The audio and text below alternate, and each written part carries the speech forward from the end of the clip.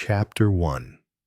It was 5 o'clock in the afternoon, or a trifle after the minute hand was leaning slightly toward the right on January 16th, when Madame Monde swept into the waiting room at the police station, bringing with her a gust of freezing air.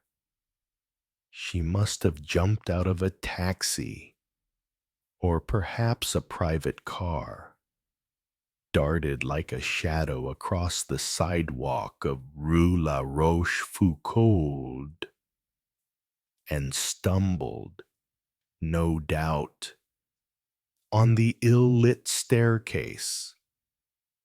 And she had pushed open the door so authoritatively that everyone had stared with surprise as the grimy gray panel, fitted with an automatic closing device, swung slowly back behind her, its slowness seeming absurd by contrast, so much so, indeed, that one working-class woman, shawled and hatless, who had been standing waiting for over an hour, instinctively pushed forward one of the children clinging to her skirts with a muttered "Go," and shut the door. Until Madame Monde's entry, the atmosphere had been snug enough. On one side of the railing, clerks in police uniform or plain clothes were writing or warming their hands at the stove.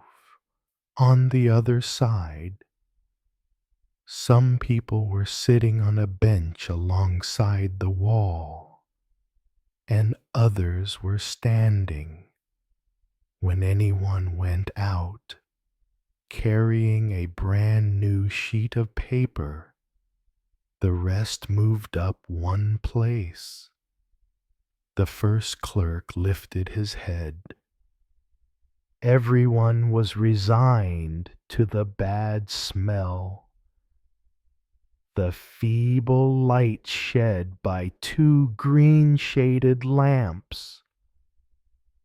The monotony of waiting and of filling in forms in purple ink.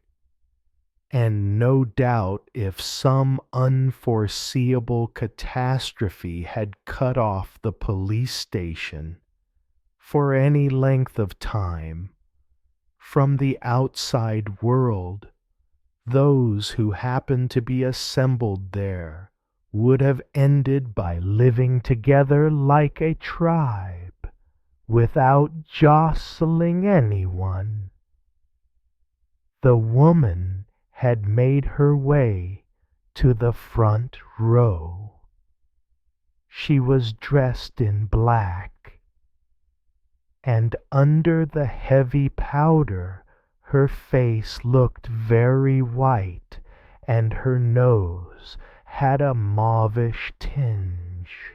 Without seeing anyone, she groped in her handbag with black-gloved fingers like sticks of ebony, as precise in their movement as the beak of a bird of prey. And everyone was waiting. Everyone was watching her as she thrust her visiting card across the railing. "Will you please tell the superintendent I wish to see him?" There was plenty of time to examine her in detail, and yet nobody formed more than a general impression. A kind of widow. The clerk told the superintendent, who was sitting in his office amid a cloud of cigar smoke, having a friendly chat with the Secretary General of the Théâtre de Paris. In a moment, The clerk went back, and before resuming his seat and picking up the identity cards that were being held out to him, he repeated the message. In a moment, she remained standing, no doubt her 2 feet, in their trim shoes with inordinately high heels, were resting on the dirty floor. Nonetheless, she gave the impression of being perched on one leg, like a heron. She saw nobody. She stared icily down at nothing in particular, perhaps at the cinders that had rolled out of the stove, and her lips were quivering like those of old women at prayer in church. A door opened. The superintendent appeared. Madame. He closed the door behind her, waved her to a chair upholstered in green cloth, then walked slowly around his empire-style desk, with her visiting card in his hand, and sat down. Madame Monde, he queried. Yes, Madame Monde, I live at 27B, Rue Ballou. And she glared at the smoldering cigar butt which the superintendent had crushed out in the ashtray. And what can I do for you? I have come to let you know that my husband has disappeared. Very good. Excuse me. He reached out for a writing pad and picked up a silver pencil. Your husband. You said... My husband disappeared 3 days ago. 3 days? Then he's been missing since January 13th. Yes, it was on the 13th that I saw him last. She was wearing a black astrakhan coat that gave out a faint scent of violets, and her gloved fingers were twisting a flimsy handkerchief steeped in the same perfume. A sort of widow. The secretary had announced, but she was not a widow, or at least she had certainly not been one on January 13th. Since at that date she still had a husband, why did the superintendent feel that she ought to have been one? Forgive me if I don't know Monsieur Monde, but I was only appointed to this district a few months ago. He was waiting, ready to take notes. My husband is Norbert Monde. You have no doubt heard of the firm of Monde and Company, brokers and exporters, whose offices and warehouses are on Rue Montorgueil. He nodded, more from politeness than from conviction. My husband was born and has always lived in the house on Rue Ballou, where we still live. He nodded again. He was 48 years old. I've just remembered it was actually on his 48th birthday that he disappeared. January 13th. And you've not the slightest idea.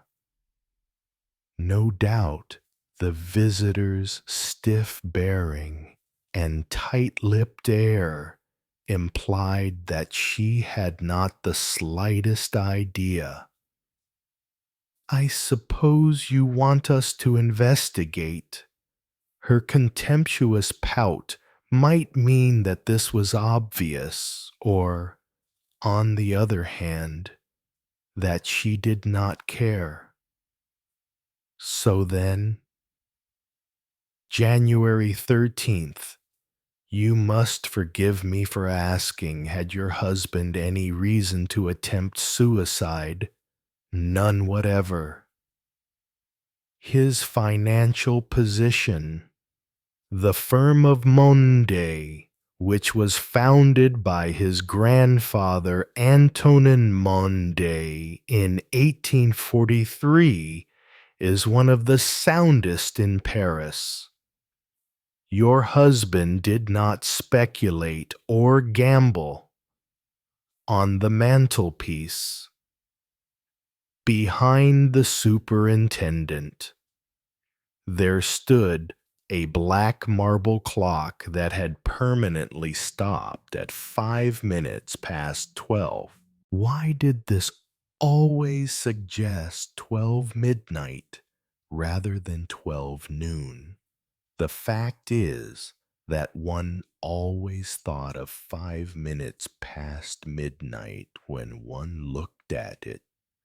Beside it there stood a noisy alarm clock that told the right time. It was right in front of Madame Monde's eyes, yet she kept twisting her long, thin neck to look at the time on a tiny watch that she wore, fastened to her dress like a locket. If we rule out money worries, I suppose, Madam, your husband hadn't any personal problems.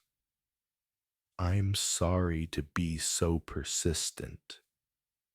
My husband hadn't a mistress, if that's what you mean. He dared not ask her if she herself had a lover. It was too improbable. His health. He's never been ill in his life. Good. Very good. Right.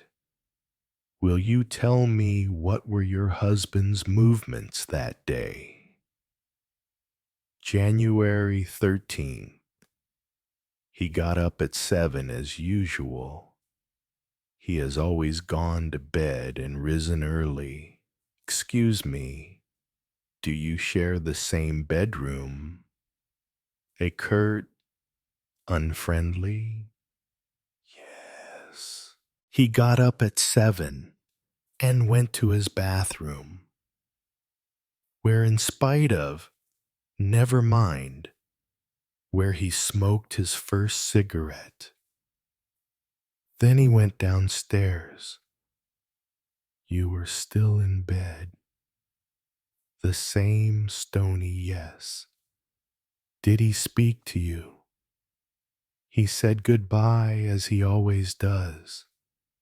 Did you remember then that it was his birthday? No. He went downstairs, you said, and had breakfast in his study. It's a room that he never uses for work, but which he's fond of.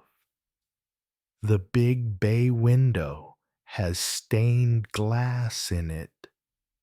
The furniture is more or less Gothic.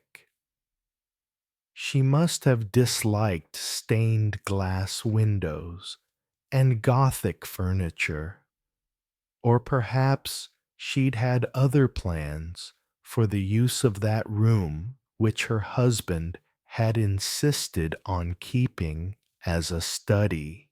Have you many servants? A concierge and his wife. She does the rough work, and he acts as butler. We have a cook and a housemaid as well. I don't include Joseph, the chauffeur, who is married and lives out. I usually get up at 9 after I have given Rosalie the orders for the day. Rosalie is my maid. She was with me before my marriage. I mean, before my second marriage. So Monsieur Monde was your second husband. I was first married to Lucien Grandpré, who was killed 14 years ago in a motor accident. Every year he used to compete, as an amateur, in the 24-hour race at Le Mans. In the waiting room, the people sitting on the greasy bench moved up one place from time to time, and others slipped out humbly, barely opening the door. In short, everything was just as usual that morning, just as usual. I heard the car start off about 8:30 to drive my husband to Rue Montorgueil. He liked to read his mail himself, and that's why he went to the office so early. His son left a quarter of an hour after him. Your husband had a son by a first marriage. We each had one. He has a married daughter, too. She and her husband lived with us for a while, but now they're living on Quai des Passy. Good. Very good. Did your husband actually go to his office? Yes. Did he come home for lunch? He nearly always lunched in a restaurant close to Les Halles, not far from his office. When did you begin to feel anxious that evening? About 8 o'clock. In short, you've not seen him again since the morning of January 13th. I called him up soon after 3 to ask him to send Joseph along with the car. As I had to go out, did he sound his usual self when he spoke to you over the telephone? Absolutely. He didn't tell you he would be late, or mention the possibility of a journey, no. He just failed to come home to dinner at 8 o'clock. Is that right? That's right. And since then, he's given no sign of life. I suppose they've seen nothing of him in the office either. No. And what time did he leave Montorgueil? About 6. He never told me, but I knew that instead of coming straight home, he used to stop at the Sintra, a cafe on Rue Montmartre, for a drink. Did he go there that evening? With dignity, I have no idea. May I ask you, Madame, why you have waited 3 whole days before coming to inform us of Monsieur Monde's disappearance? I kept hoping he would come back. Was he likely to go all like this? It never happened before. Did he never have to go off into the provinces suddenly on business? Never.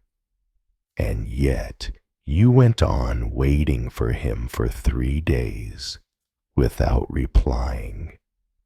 She stared at him with her little black eyes. I suppose you informed his daughter, who, you tell me, is married and lives on Quai de Passy. She came to the house herself and behaved in such a way that I had to throw her out. You don't get on with your stepdaughter. We never see one another. At least, not for the last 2 years. But your husband still saw her. She used to hunt him out in his office when she needed money. If I understand you correctly, your stepdaughter recently needed money and went to Rue Montorgueil to ask her father for some. I suppose he usually gave it to her. Yes. And there she learned that Monsieur Monde had not reappeared. Probably. And then she rushed off to Rue Balou, where she tried to get into the study and search the drawers. Have you any idea what she wanted to find, Silence? In short, supposing Monsieur Monde should be dead, which seems to me unlikely. Why unlikely? The question would arise whether he had left a will. What were the terms of your marriage? Separate maintenance. I have an income of my own and some property on Avenue de Villiers. What is your stepson's opinion about his father's disappearance? He hasn't got one. Is he still on Rue Balou? Yes. Did your husband make any arrangements before he left? About his business affairs, for instance. I suppose these require some working capital. The cashier, Monsieur Loris, has his signature. Did the cashier find the usual sums in the bank? No. That's the point. On January 13th, just before 6, my husband went to the bank. It must have been closed to the general public. Yes, not to him. The clerks work late, and he went in by the side door. He withdrew 300,000 francs, which he had in his account, so that next day the cashier was in difficulties. Not next day. He had no important deal to put through that day. It was not until yesterday that he needed to pay out certain sums, and then he learned that the money had been withdrawn. If I understand correctly, your husband, when he disappeared, left no money either for his business or for yourself and his children. That's not quite correct. The greater part of his capital, represented by various securities, is in his safe at the bank, Now he has withdrawn nothing from the safe lately. He has not even visited it. So the bank manager tells me. As for the key, it was in its usual place at home, in a small drawer in his desk. Have you power of attorney? Yes. In that case, he said, with unintentional offhandedness, I went to the bank. I had promised the cashier to let him have the money. I was refused access to the safe on the pretext that I could not certify that my spouse was still living, according to the accepted formula. The superintendent heaved a sigh and nearly took a cigar out of his case. He had understood. He was in for it. So you want us to make an investigation? She merely stared at him once again, then rose, twisting her neck to look at the time. A minute later, she walked through the waiting room, where the woman in the shawl, leaning sideways under the weight of the baby she was carrying on her arm, was humbly explaining that for the last 5 days, ever since her husband had been arrested during a brawl, she had been penniless. When Madame Monde had crossed the sidewalk, on which the police station lamp shed a red glow, and when Joseph the chauffeur had swiftly opened the door of the car and closed it behind her, she gave him the address of her lawyer, whom she had left an hour previously and who was expecting her return. Everything she had told the superintendent was true, but sometimes nothing is less true than the truth. Monsieur Monde had wakened at 7 o'clock in the morning, noiselessly, and without letting any cold air under the covers. He had slipped out of the bed where his wife lay motionless. This was his invariable habit. Each morning, he pretended to believe she was asleep. He avoided lighting the bedside lamp and crept around the huge bed in the darkness, which was streaked by faint gleams of light filtering through the shutters. Barefooted, holding his slippers in his hand, and yet he knew that if he glanced at the pillow, he would see his wife's little black eyes gleaming. Only when he reached the bathroom did he take a deep breath. He turned the bath on full and plugged in his electric razor.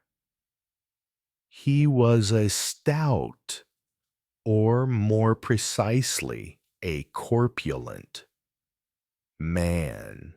His scanty hair was fair, and in the morning, when it was ruffled, it gave his rosy face a childish look. Even his blue eyes, All the time he watched himself in the glass while shaving, wore an expression of surprise that was like a child's. It was as if every morning, when he emerged from the ageless world of sleep, Monsieur Monde felt surprised to meet in his mirror a middle-aged man with wrinkled eyelids and a prominent nose topping a sandy toothbrush mustache, pouting at himself to stretch the skin under the razor. He invariably forgot the running bath water and would rush to the faucets just as the sound of the overflow betrayed him. Through the door to Madame Monde. When he had finished shaving, he would look at himself a little longer, complacently, yet with a certain pang of regret, because he was no longer the chubby, somewhat ingenuous young man he had once been, and could not get used to the idea of being already embarked on the downward slope of life. That morning, in the bathroom, he had remembered that he was just 48 years old. That was all. He was 48. Soon he would be 50. He felt tired. In the warm water, he stretched out his muscles as though to shake off the fatigue accumulated during all those years. He was nearly dressed when the ringing of an alarm clock overhead told him that his son, Alain, was now about to get up. He finished dressing. He was meticulous about his appearance. He liked his clothes to be uncreased and spotless, his linen soft and smooth, and sometimes on the street or in his office he would look down with satisfaction at his gleaming shoes. He was 48 years old today. Would his wife remember? His son? His daughter? Nobody. Most likely. Perhaps Monsieur Larice, his old cashier, who had been his father's cashier, would say to him solemnly, "Best wishes, Monsieur Norbert." He had to go through the bedroom.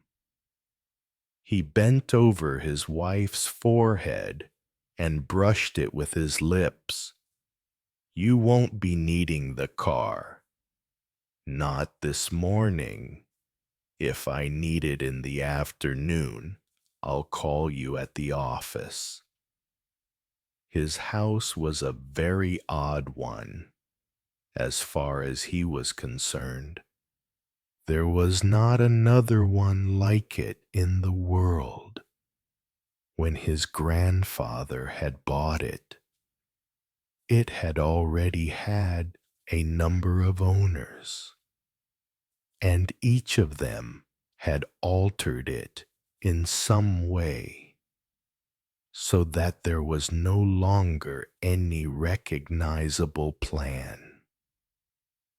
Some doors had been blocked up, others put in different places. 2 rooms had been thrown into one.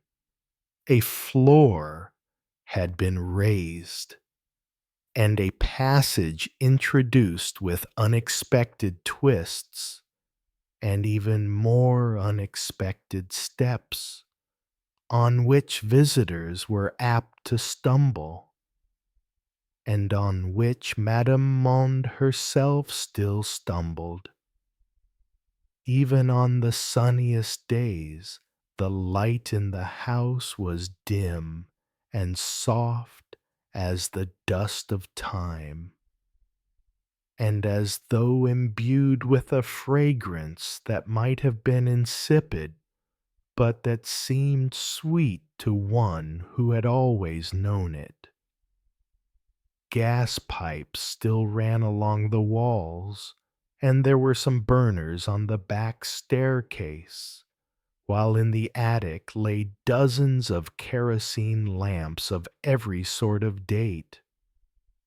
Some of the rooms had become Madame Monde's province. Alien, characterless pieces of furniture mingled with the old things that belonged to the house, and she had sometimes driven them out into the storeroom. But the study had remained intact, just as Norbert Monde had always known it, with its red, yellow, and blue stained glass windows, which lit up one after the other as the sun ran its course, and awakened bright little colored flames in every corner. It was not Rosalie, but the cook who brought up Monsieur Monde's breakfast, because of a strict timetable decreed by Madame Monde, which determined where every member of the household had to be at various times of day. This was all to the good, for Monsieur Monde disliked Rosalie, who, despite the image her name suggested, was a gaunt and sickly girl who vented her spite on everyone except her mistress. That morning, January 13th, he read his papers while dipping croissants in his coffee. He heard Joseph opening the main gate to take out the car. He waited a little, staring at the ceiling, as though he hoped his son might be ready to set off at the same time as himself. But this practically never happened. When he went out, it was freezing, and a pale winter sun was rising over Paris. No thought of escape had as yet crossed Monsieur Monde's mind. Morning. Joseph. Morning. Monsieur. As a matter of fact, it started like an attack of flu. In the car, he felt a shiver. He was very susceptible to head colds. Some winters they would hang on for weeks, and his pockets would be stuffed with wet handkerchiefs, which mortified him.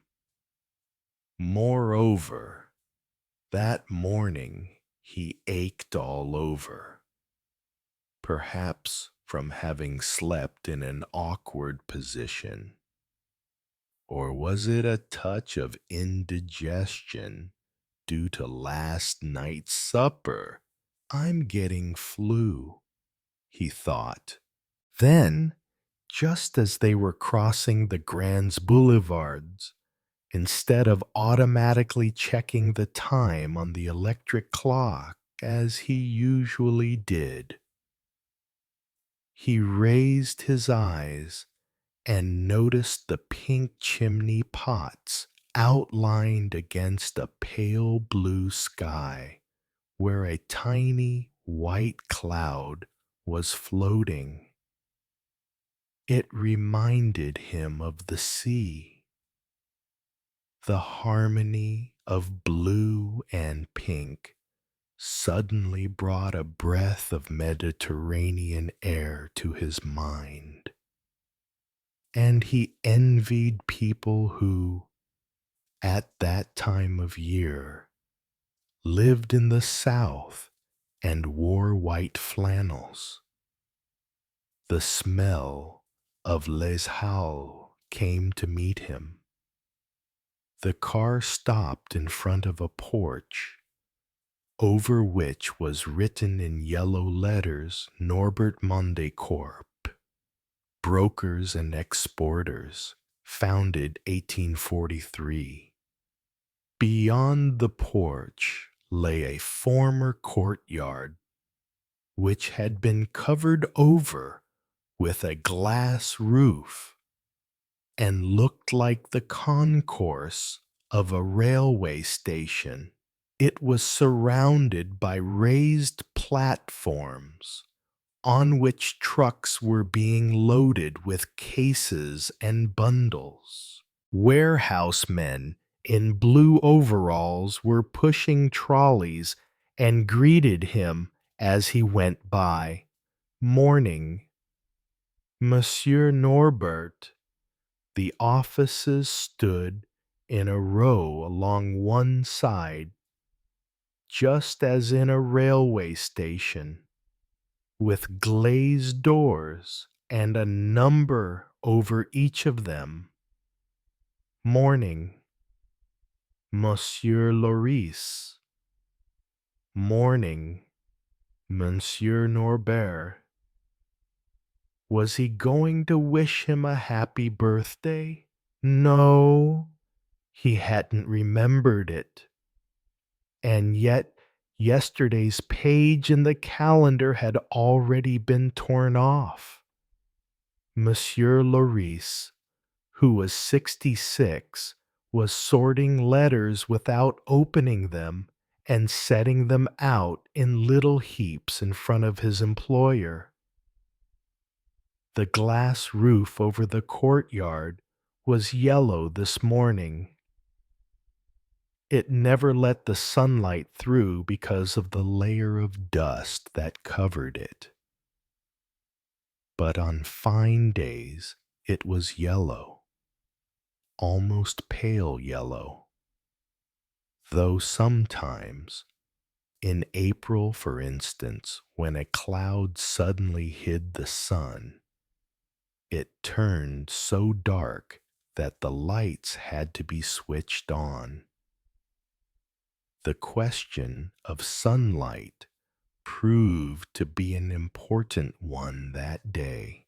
And then there was a complicated business about a flagrantly untrustworthy client from Smyrna, with whom they had been in litigation for the past 6 months or more, and who always found a way to evade his obligations, so that although he was in the wrong, they would end, out of sheer weariness, by allowing him to be in the right.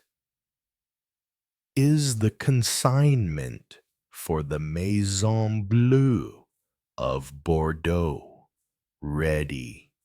The truck will be leaving presently, about 20 minutes past 9. When all the employees were at their posts, Monsieur Monde saw Alain come in and make his way to the foreign trade department, Alain, although his son did not come in to say good morning to him. It was like that every day, and yet every day it made Monsieur Monde unhappy. every day, he felt like telling Elaine, "You might at least look in at my office when you get here." A sort of diffidence, of which he was ashamed, prevented him from doing so.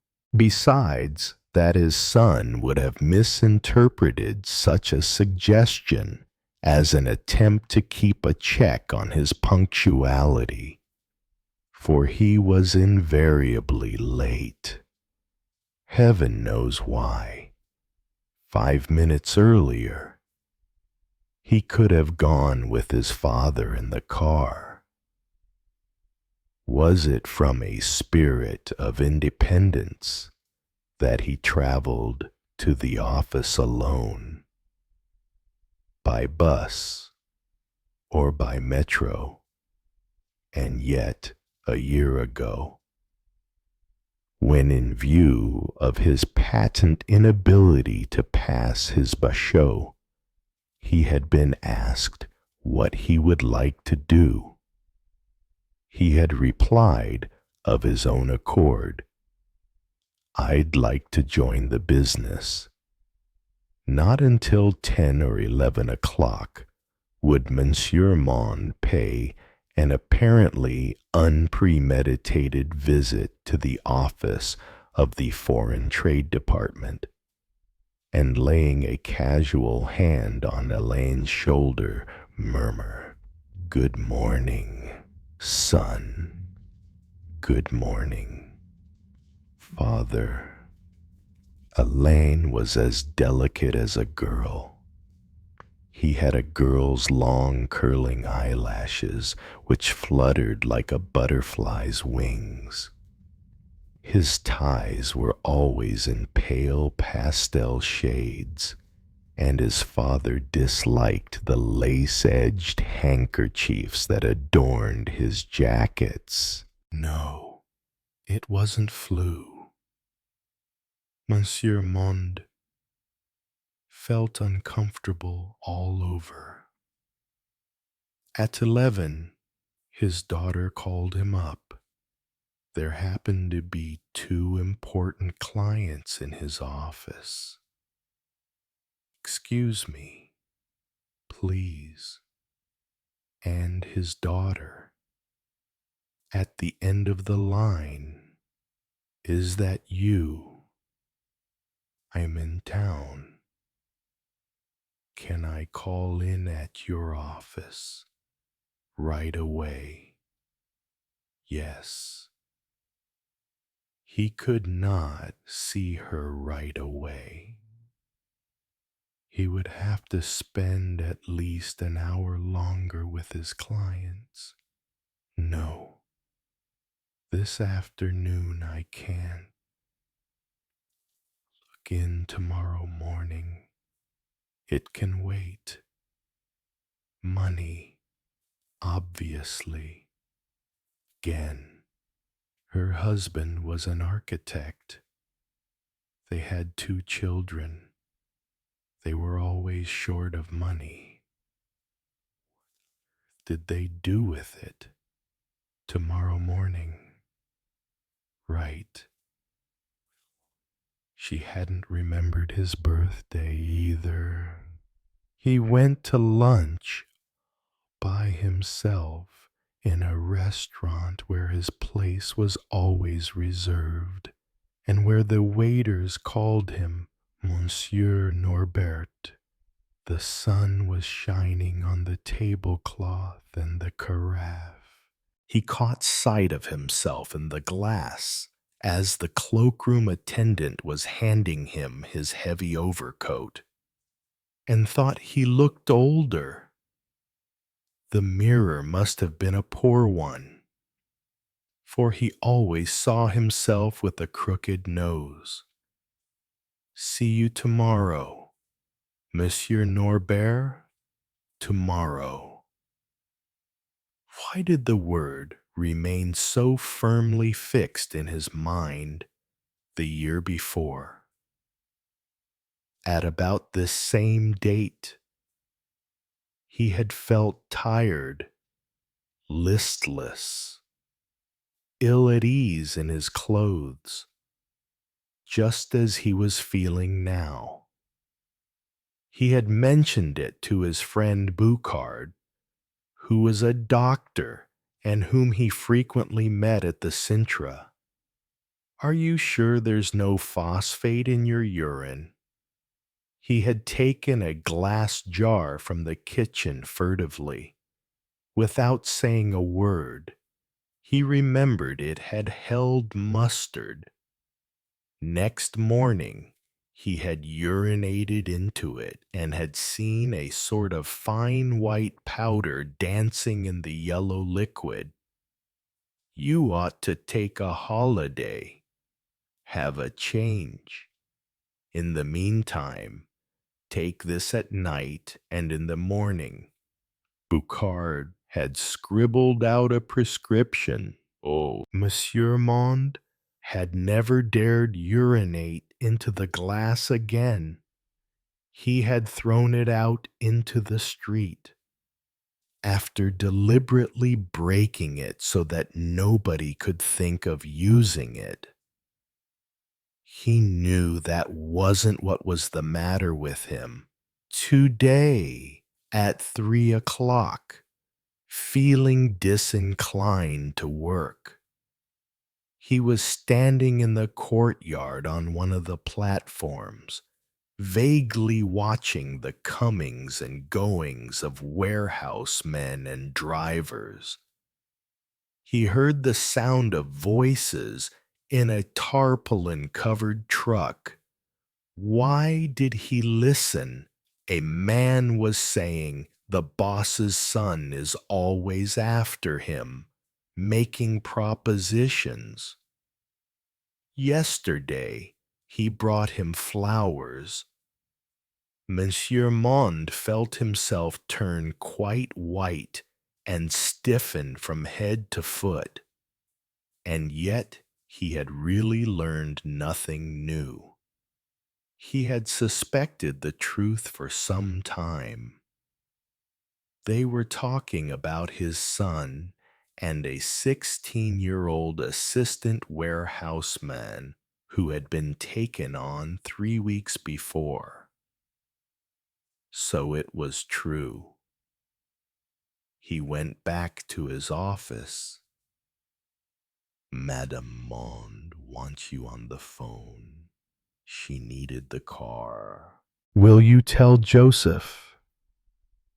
From that moment on, he stopped thinking. There was no inner conflict, no decision to be reached. Indeed, nothing was ever decided at all.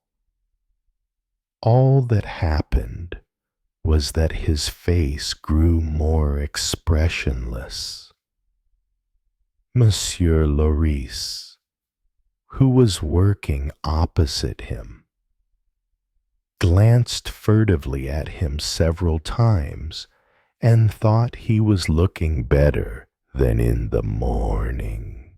"Do you know, Monsieur Lorisse, that I'm 48 today? Goodness, Monsieur, I'm so sorry I forgot. I've had this Smyrna business on my mind." "It doesn't matter, Monsieur Lorisse. It doesn't matter." He spoke more lightly than usual, as Monsieur Lorisse was later to remember, confiding to the chief warehouseman, who had been with the firm almost as long as himself. "It's funny. He seemed somehow detached from his worries. At 6 o'clock, he visited the bank and went into the manager's office, where he was welcomed as usual. "Will you find out what I have in my checking account?" There were 340,000 odd francs to his credit. He signed a check for 300,000 and received the money in 5,000 franc notes. He divided these among his various pockets. "I could have them sent to you," commented the assistant manager. He understood later. Or rather, he thought he understood. For as a matter of fact, Monsieur Monde was, even then, on the point of leaving the money behind, taking away only a few thousand-franc notes. Nobody ever guessed this. He thought of the securities in his safe. They were worth over 1,000,000. With that, he thought, they'll be in the clear. For he knew that the key was in his desk, that his wife knew where to find it, and that she had power of attorney. His first idea had been to go off without any money. It seemed to him an act of cowardice to take any. It spoiled the whole thing. As he left the bank, he felt ashamed of it and nearly retraced his steps. Then he decided to think no more about it. He began to walk along the streets. Occasionally, he looked at himself in shop windows. Near Boulevard Sebastopol, he noticed a third-rate barber shop and went in, took his place in the line behind other customers, and when his turn came to sit in the hinged chair, told the barber to shave off his mustache. Chapter 2. He stared at himself in the glass, pouting like a child, and trying not to look at the other people, but to concentrate on his own reflection. He felt that he was very different from the rest, that he had somehow betrayed them by coming among them. He almost wanted to apologize. The barber's assistant, however, behaved toward him with indifference. He had merely given his colleague a wink as Monsieur Monde leaned back in the chair, but it had been a wink so brief, automatic, and unsmiling as to seem more like a sort of Masonic sign. Was Monsieur Monde so very unlike the rest, with his sleek look, his expensive suit, his custom-made shoes? He thought so. He longed for the transformation to have taken place. And meanwhile, he was distressed because the assistant had a pink plaster on the nape of his neck, a bulging plaster which must conceal a horrid purplish boil. It distressed him, too, to see a tobacco-stained forefinger moving to and fro under his eyes, and to breathe the sickening smell of nicotine mingled with shaving soap. And yet there was something pleasurable about this slight pain. He was still too new to it all. The transformation was not yet complete. He didn't want to look to the right or the left in the chalk-scrawled mirror. At the row of men behind him, all reading sports papers,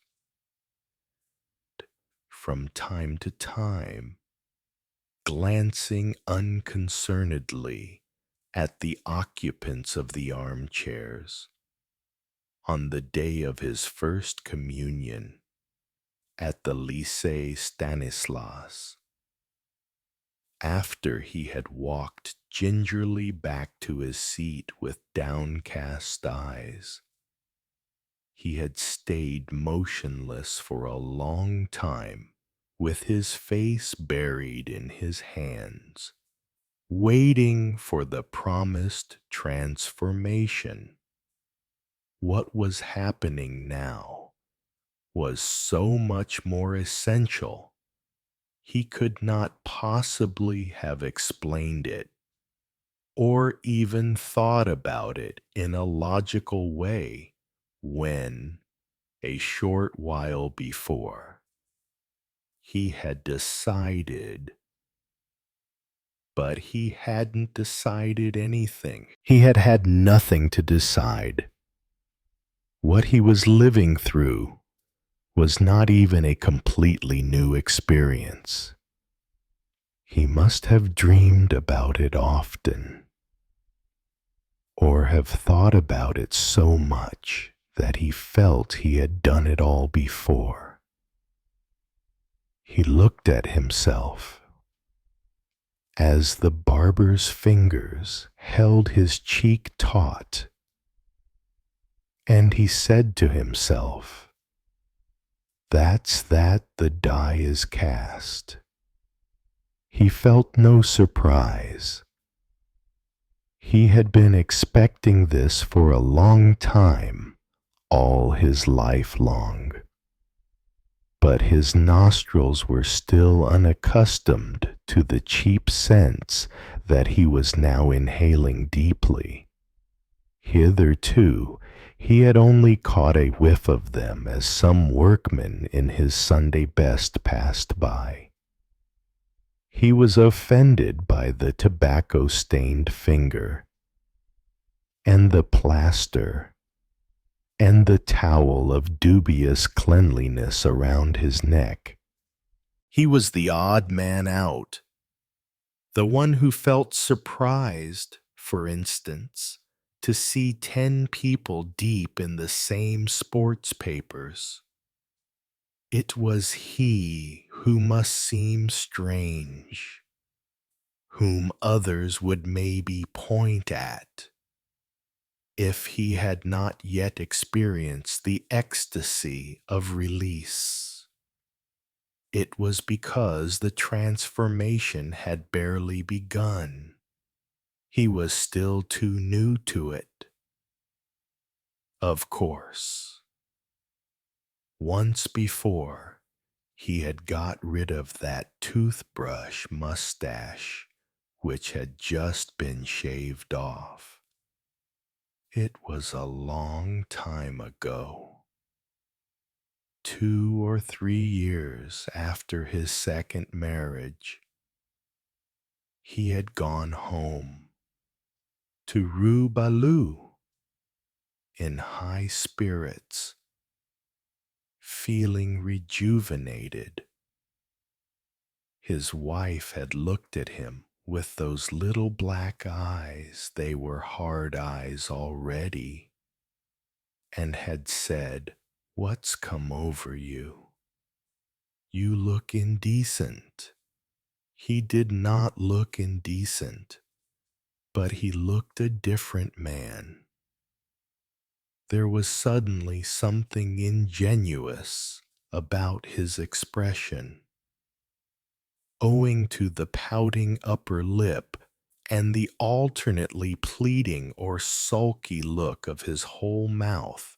He paid and went out awkwardly, apologizing as he brushed against the crossed legs of those who were waiting. Initiations are always painful, and this was an initiation.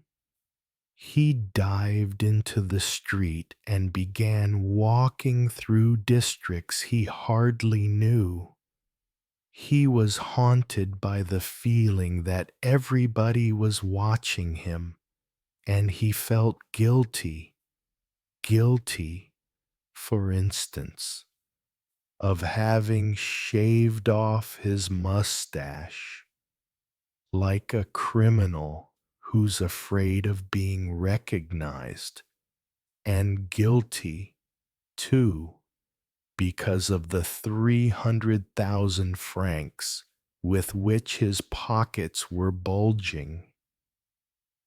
Suppose that policeman at the corner of the boulevard were to stop him and ask him. He sought out the darkest, most mysterious streets, those where the lights reminded him somewhat of those of his youth. Wasn't it extraordinary to be doing at the age of 48? Exactly 48. What he had nearly done 30 years earlier, when he was 18, and to be feeling almost the same man, to such an extent that he never gave a thought to his wife or to his children, or to everything that had happened in between. He remembered that first temptation very clearly. It had been a winter's evening, too. He was living on Rue Ballou. He had never lived anywhere else, but he'd had a room on the second floor then, over his father's study, the room that was now Alain's. The house was still lit by gas. It must have been 11 at night. He had dined alone with his mother. She was an extremely gentle woman, with delicate features, a smooth skin, a melancholy smile. That evening she was paler than usual, with eyes reddened by tears, and around them the huge house seemed deserted. The servants trod noiselessly and spoke in low voices, as people do in a house of mourning. His father had not come home. That often happened, but why? At about 5 o'clock, had he sent the coachman to collect his suitcase and his fur-lined coat? He had always had mistresses. For some time lately there had been one, a little actress whose picture was on all the walls of Paris, who seemed more dangerous than the rest. He was an invariably good-humored man, always impeccably groomed. The barber called to shave him every morning, and afterward he would go off to fence at his club, and in the afternoons he was to be seen at the races, in a grey top hat and morning coat. Had he gone forever, Norbert would have liked to comfort his mother. Go to bed, she told him with a somewhat mournful smile. It's all right. That evening He had stayed for a long while with his face pressed against the window pane in his bedroom. He had turned off the gas. He was looking out. A fine drizzle was falling. Rue Balou was deserted, and there were only two lights to be seen: a gas lamp 50 yards from the house, and the glowing rectangle of a blind in front of a window, a sort of luminous screen behind which a shadow passed from time to time. Over by Rue Clichy, life was flowing by, and Norbert Monde, his burning forehead pressed against the pane, felt a shiver run through him. Behind him there reigned a calm so deep, so absolute, that it frightened him. This house that was his home, these rooms that he knew so well, these things that he had always seen about him, seemed to be alive with a menacing and terribly still life. The air itself was coming to life, becoming a threat.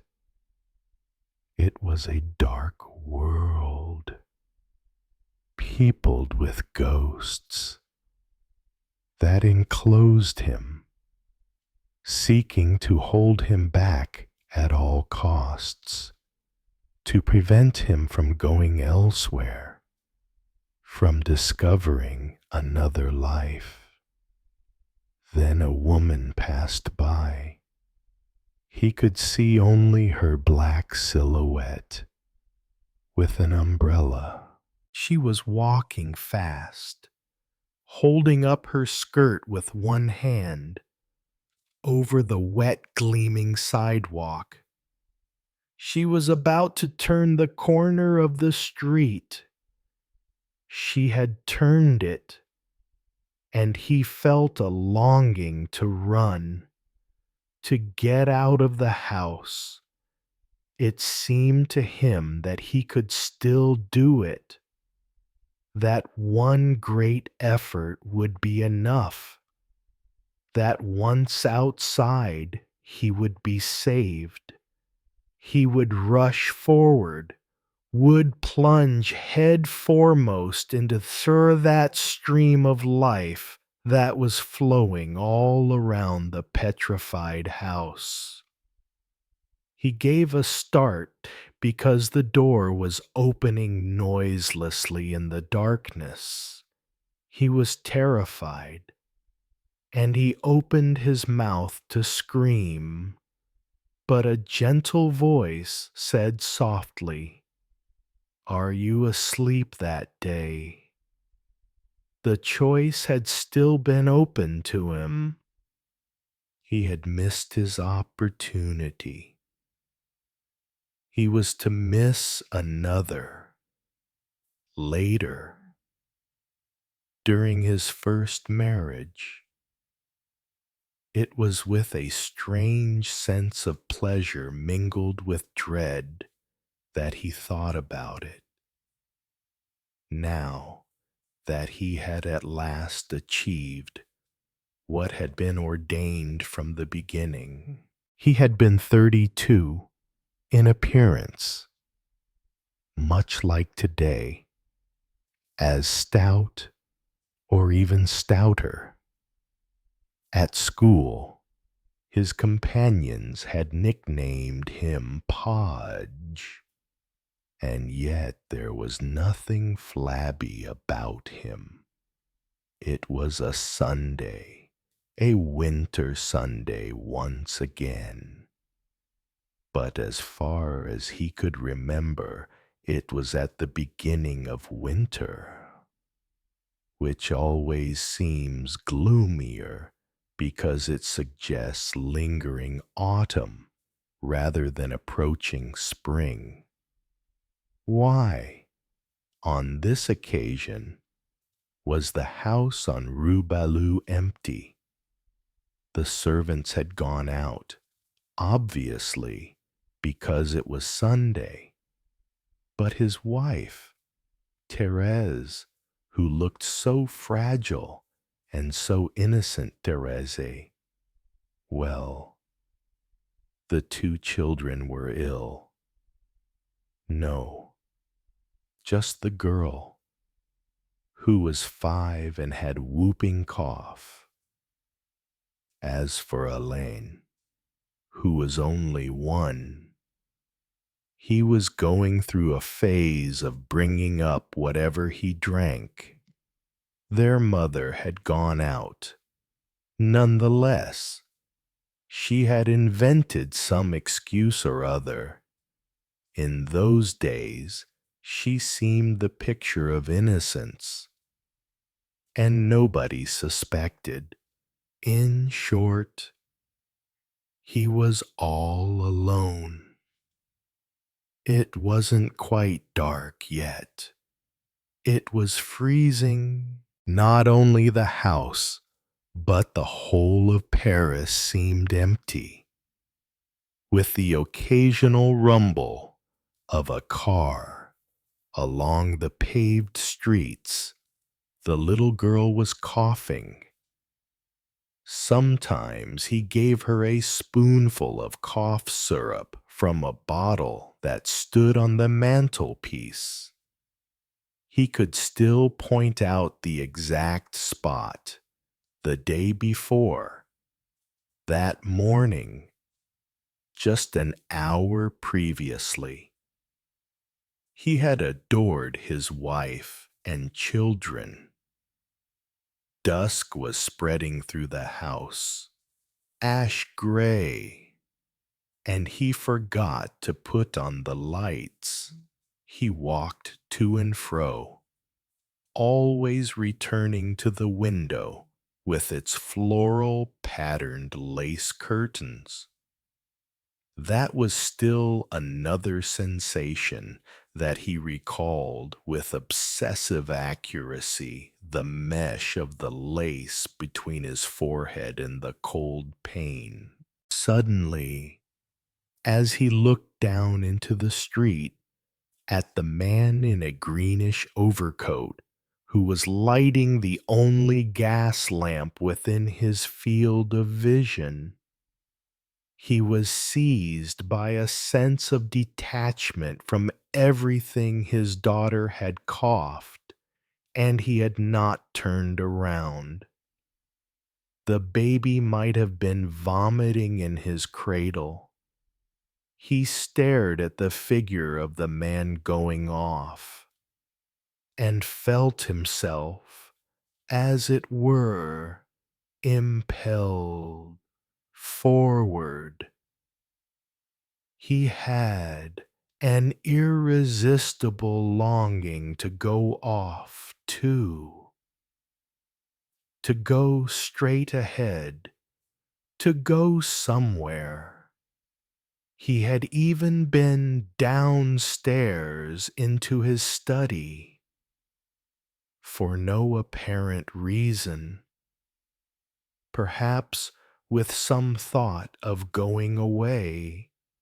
He had stayed there motionless for a long while, as though dazed, in the same place, and he had given a start when the cook, the one who had been there before he was born, and who had since died, had exclaimed, with her hat still on her head and mittens on her frozen hands, "Have you gone deaf? Don't you hear the child screaming his head off?" And now he was in the street.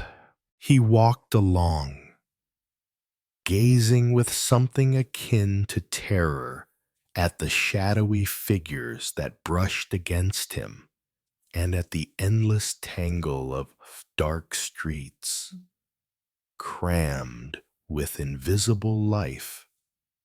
He had a meal somewhere near the Bastille. He remembered crossing Place de Vosges diagonally in a little restaurant where there were paper napkins on the marble-top tables. Tomorrow.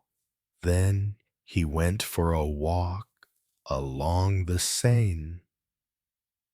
In this, again, he was involuntarily performing an old established rite. He still felt diffident and awkward. He was really too new to it, to do the thing properly, to carry it through. He ought to have gone down one of the flights of stone steps leading to the water's edge. Whenever he crossed the Seine in the morning, he used to glance under the bridges in order to revive another very ancient memory, dating from the days when he went to the Lycée Stanislas and would sometimes make his way there leisurely on foot under the Pont Neuf. He had caught sight of two old or ageless men, gray and shaggy as neglected statues. They were sitting on a heap of stones, and while one of them ate a sausage, the other bandaged his feet with strips of cotton. He did not know what time it was. He had not thought about it once since leaving the bank. The streets were emptying. Buses were becoming fewer.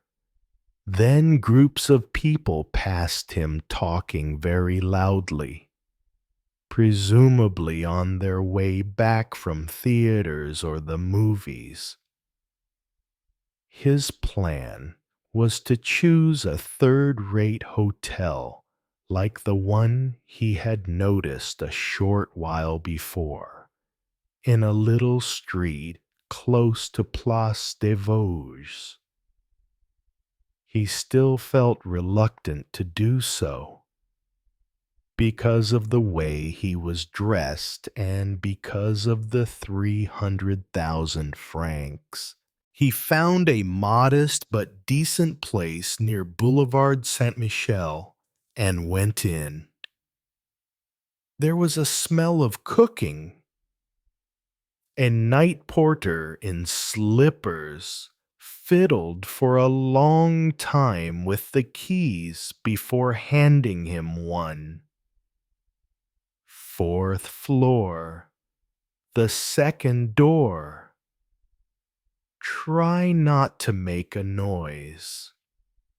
For the first time, at 48, as though he had made himself a present of it, on that birthday that everyone had forgotten, he was a man, all alone.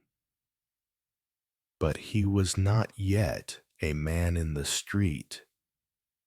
He was still concerned about giving offense, of seeming out of place, for it was not shyness.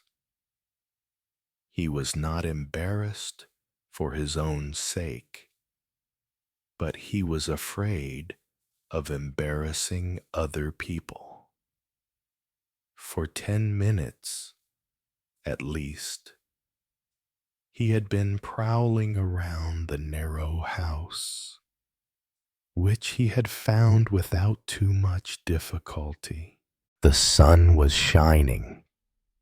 The butchers' and dairymen's shops were full of provisions which, exuding their mingled smells, overflowed onto the sidewalk and it was difficult to make one's way through the bustling crowd of housewives and vendors in the street market of Rue de Bussy from time to time with an instinctive gesture of which he was ashamed.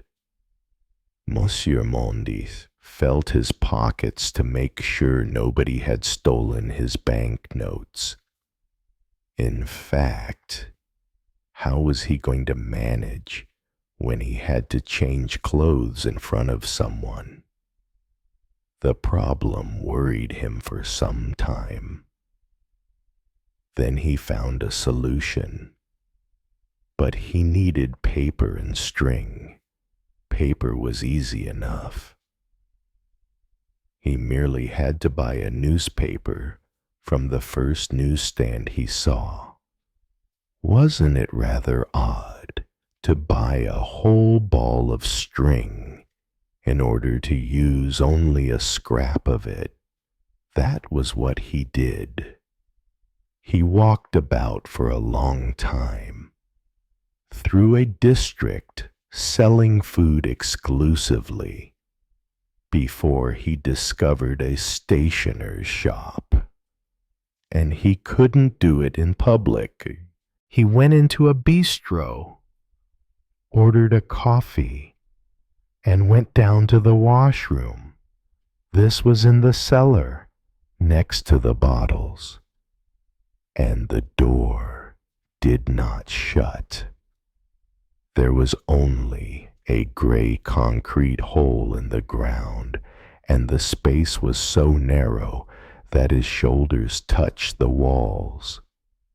He made a parcel of the bank notes, tied it up securely, and threw the rest of the paper and string down the hole.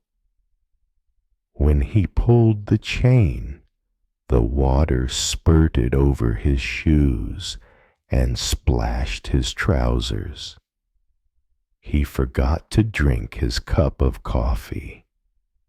He was conscious of looking like a criminal and turned back to make sure that the proprietor was not staring after him. He had to go into the narrow house with its blue painted facade, on which was inscribed in large black letters, "Clothing for sale and hire." Do you know what Joseph does with the clothes you give him? His wife had remarked one day, in an aggressive tone. He sells them in a shop on Rue de Bussy, since they're almost new when you give them to him. She was exaggerating. She always exaggerated. She hated seeing money spent. I don't see why, considering we pay him, and pay him well, far better than he deserves. We should give him this bonus. He went in. A little man who must have been an Armenian received him without a trace of the surprise he had anticipated. And he said hesitantly, "I would like a suit. Something very simple, not showy. I don't know if you see what I mean. Good quality. Just the same. If he dared, he would have said, a suit like everybody else's." There were clothes hanging everywhere throughout the house, in every room. Town suits, evening dress clothes particularly, riding habits, and even 2 policemen's uniforms, a darkish cloth. Please, not too new. He felt worried shortly after, because he had put down his parcel in the first room and now had gone up to the second floor. Suppose someone stole it. He was shown suits, but almost all of them were too narrow or too long in the sleeves or in the leg. He was standing in his underwear in the middle of the room when a woman came in, the shopkeeper's wife, who had something to say to her husband but paid no attention to him. Whatever must they take him for? Surely for a man who was trying to hide, for a thief, a bankrupt, a murderer. He felt wretched. It was the changeover that was painful. Afterward, in less than an hour, he would be free. Now, here's a jacket that might have been made for you.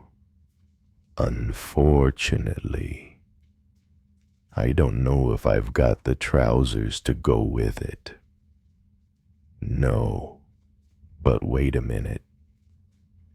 This gray pair, Monsieur Monde submitted, for he dared not argue. It was all rather better quality than he'd have liked. Dressed like this, he looked like a respectable clerk, a careful accountant. Would you like shoes and shirts too? He bought some.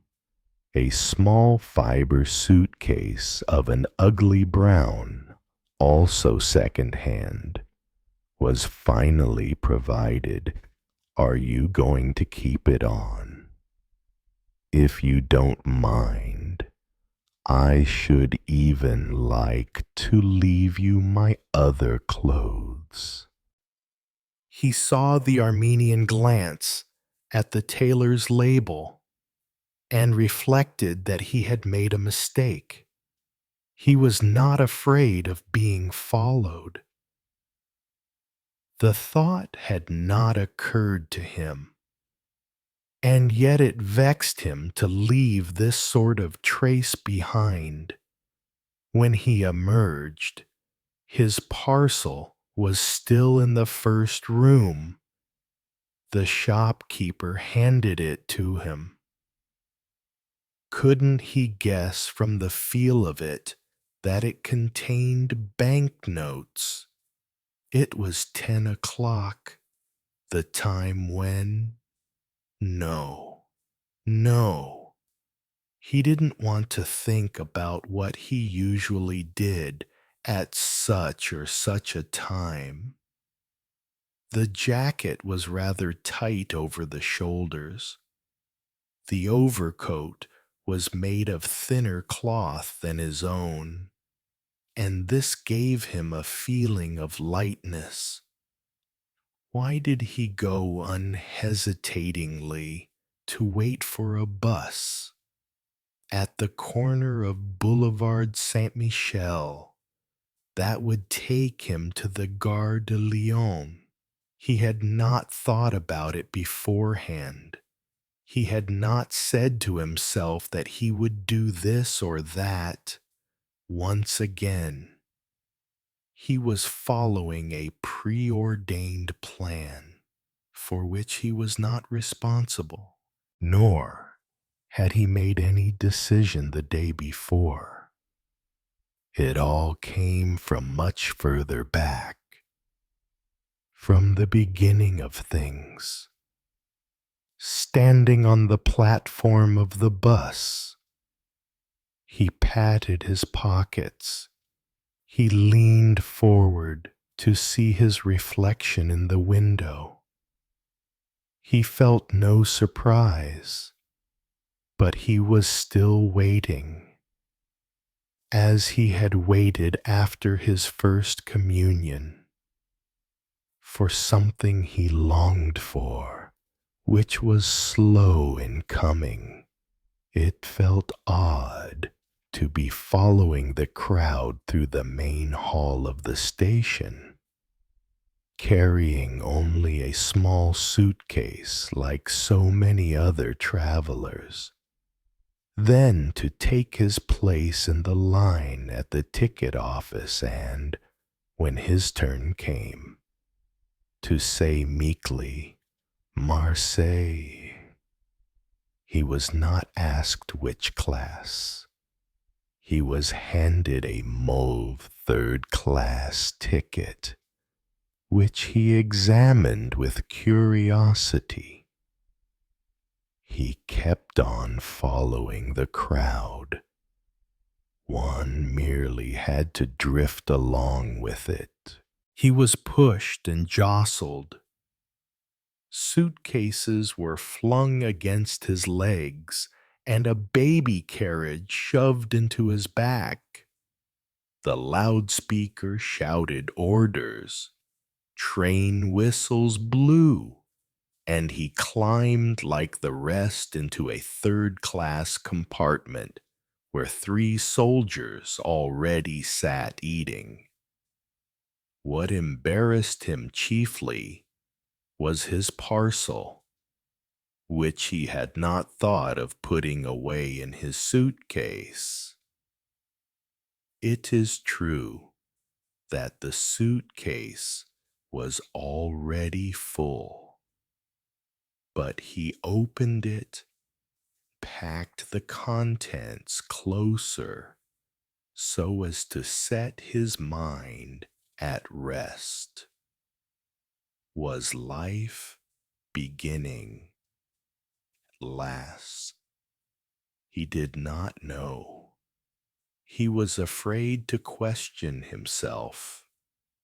The smell in the compartment upset him, like the plaster and the stained forefinger of the barber's assistant. And when the train started, he went out into the corridor. A magnificent sight. Magnificent and sordid. Met his eyes the soaring blocks of blackened houses between which the train was threading its way, with hundreds and thousands of windows open or closed, linen hanging out, aerials, a prodigious accumulation in breadth and in height of teeming lives, from which the train suddenly broke away after a glimpse of the last green and white bus in a street that already seemed like a highway. After that, Monsieur Monde stopped thinking. The rhythm of the train took possession of him. It was like some music with a regular beat, the words for which were provided by scraps of phrases, memories, the passing images that met his eyes. A lonely cottage in the countryside where a stout woman was washing clothes. A station master waving his red flag in a toy station. People passing ceaselessly by him on their way to the toilet. A child crying in the next compartment, and one of the soldiers asleep in his corner, his mouth wide open in a ray of sunlight. He did not know where he was going or what he would do. He had set off. Nothing lay behind him anymore. Nothing lay before him as yet. He was in space. He felt hungry. Everyone was eating. At a station, he bought some dry sandwiches and a bottle of beer. At Lyons, it was dark already. He nearly got off the train without knowing why, tempted to plunge right away into the spangled darkness. But the train moved off again before he had time to make up his mind. There were so many things within him that he must settle later, when he'd got used to it, when the train stopped, when he reached some destination at last. He was not afraid. He had no regrets. In most of the compartments, the lights had been put out. People had fallen asleep, leaning against one another, mingling their smells and their breath. He dared not, as yet, and despite his weariness, he went on standing in the drafty corridor. He kept his eyes averted from the next coach, where red carpets could be glimpsed. Avignon. He stared in amazement at the big clock, which said only 9 o'clock. From time to time he cast a glance into his compartment, where he had left his suitcase in the rack beside various odd bundles. Marseilles. He went on foot, very slowly, toward the harbor. The big brasseries of La Canebière were still open.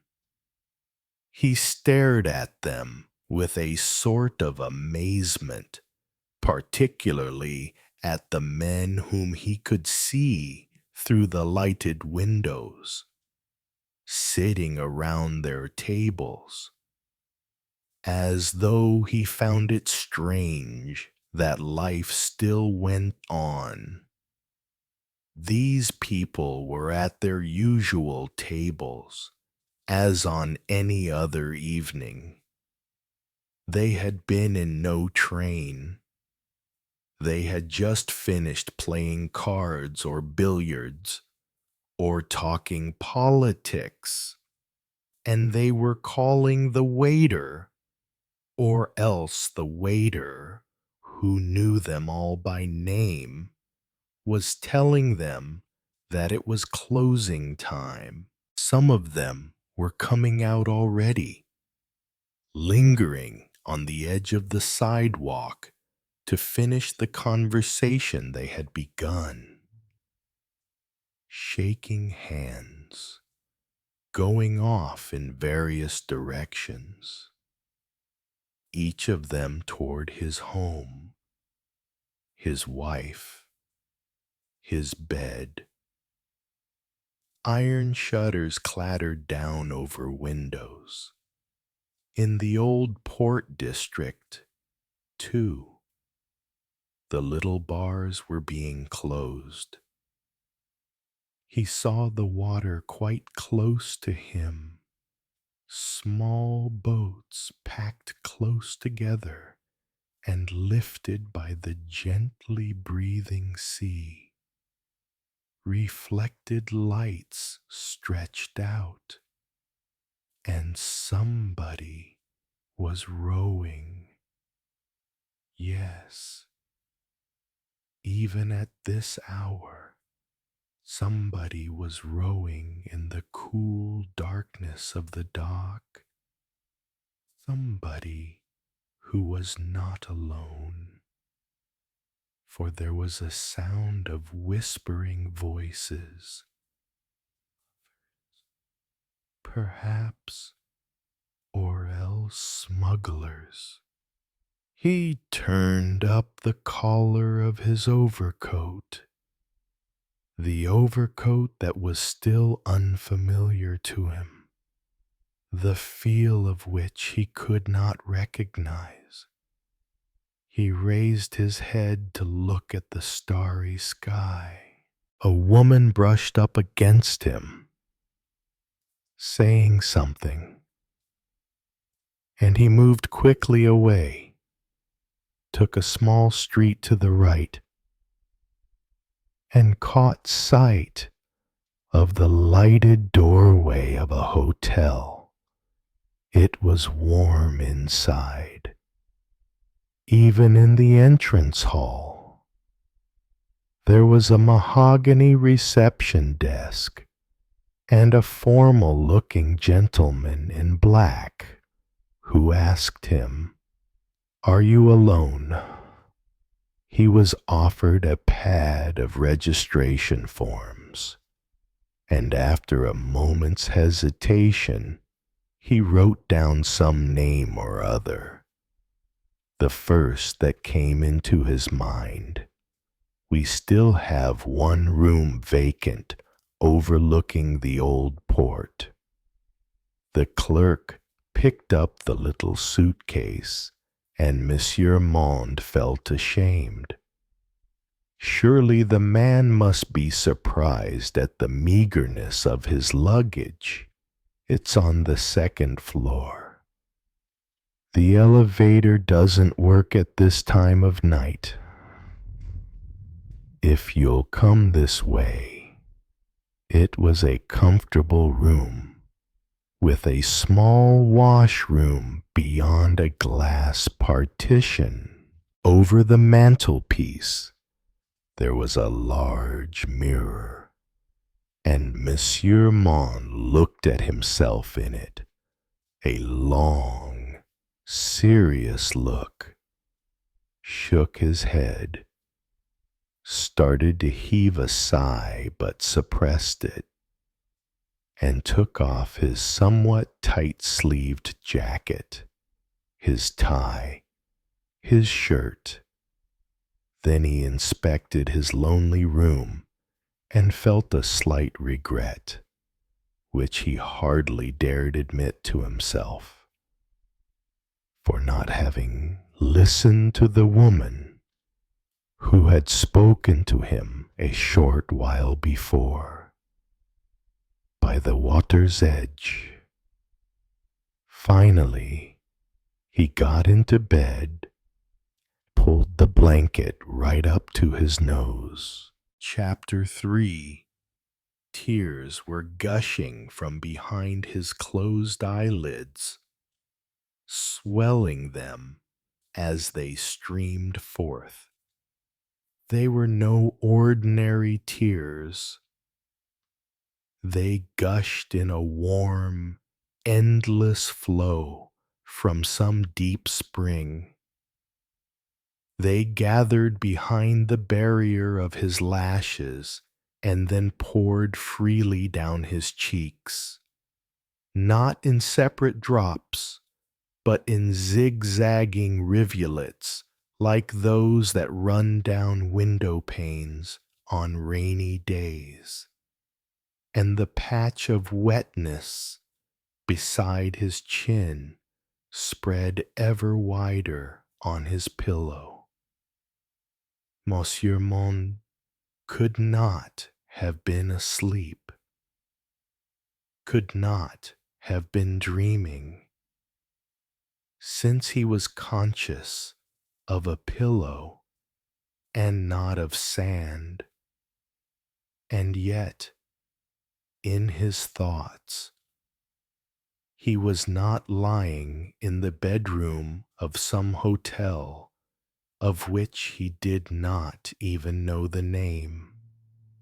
He was lucid, not with an everyday lucidity, the sort one finds acceptable, but on the contrary, the sort of which one subsequently feels ashamed, perhaps because it confers on supposedly commonplace things the grandeur ascribed to them by poetry and religion.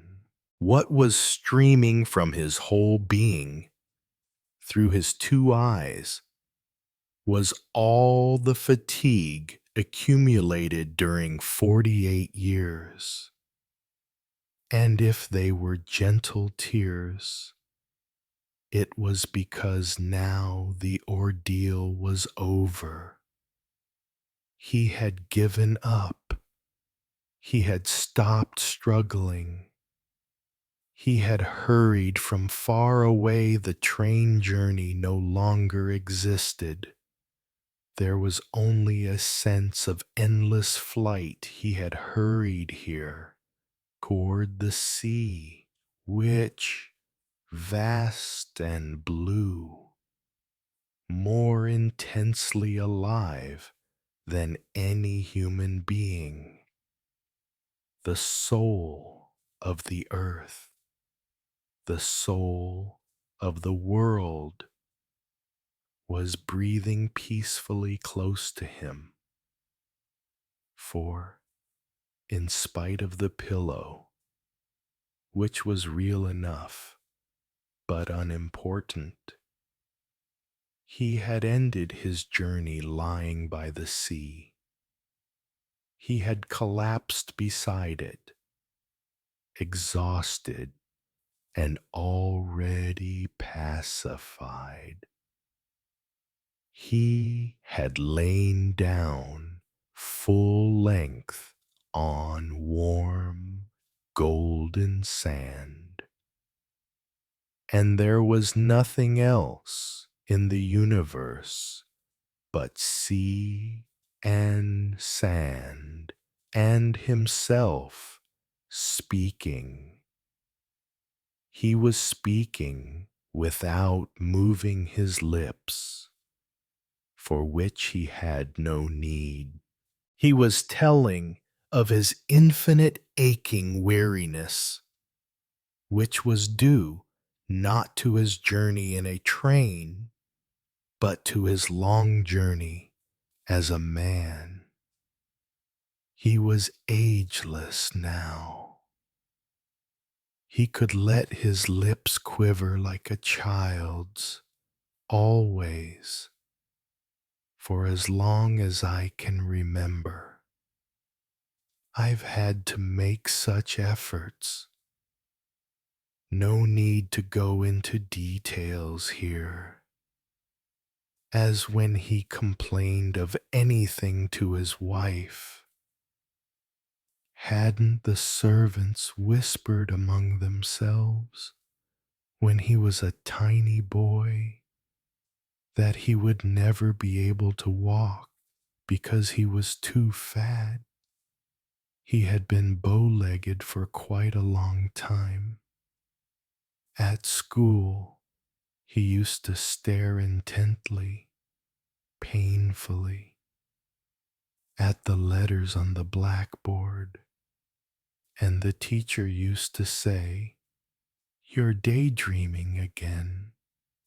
It may well have been true, for he usually ended by falling asleep, willy-nilly. It's pointless trying to make him study. He remembered standing still in a corner of the playground at Stanislas, while all the others were running about, or sitting at his desk ignored by contemptuous teachers. And yet, by dint of patience and fierce effort, He had passed his Bachot.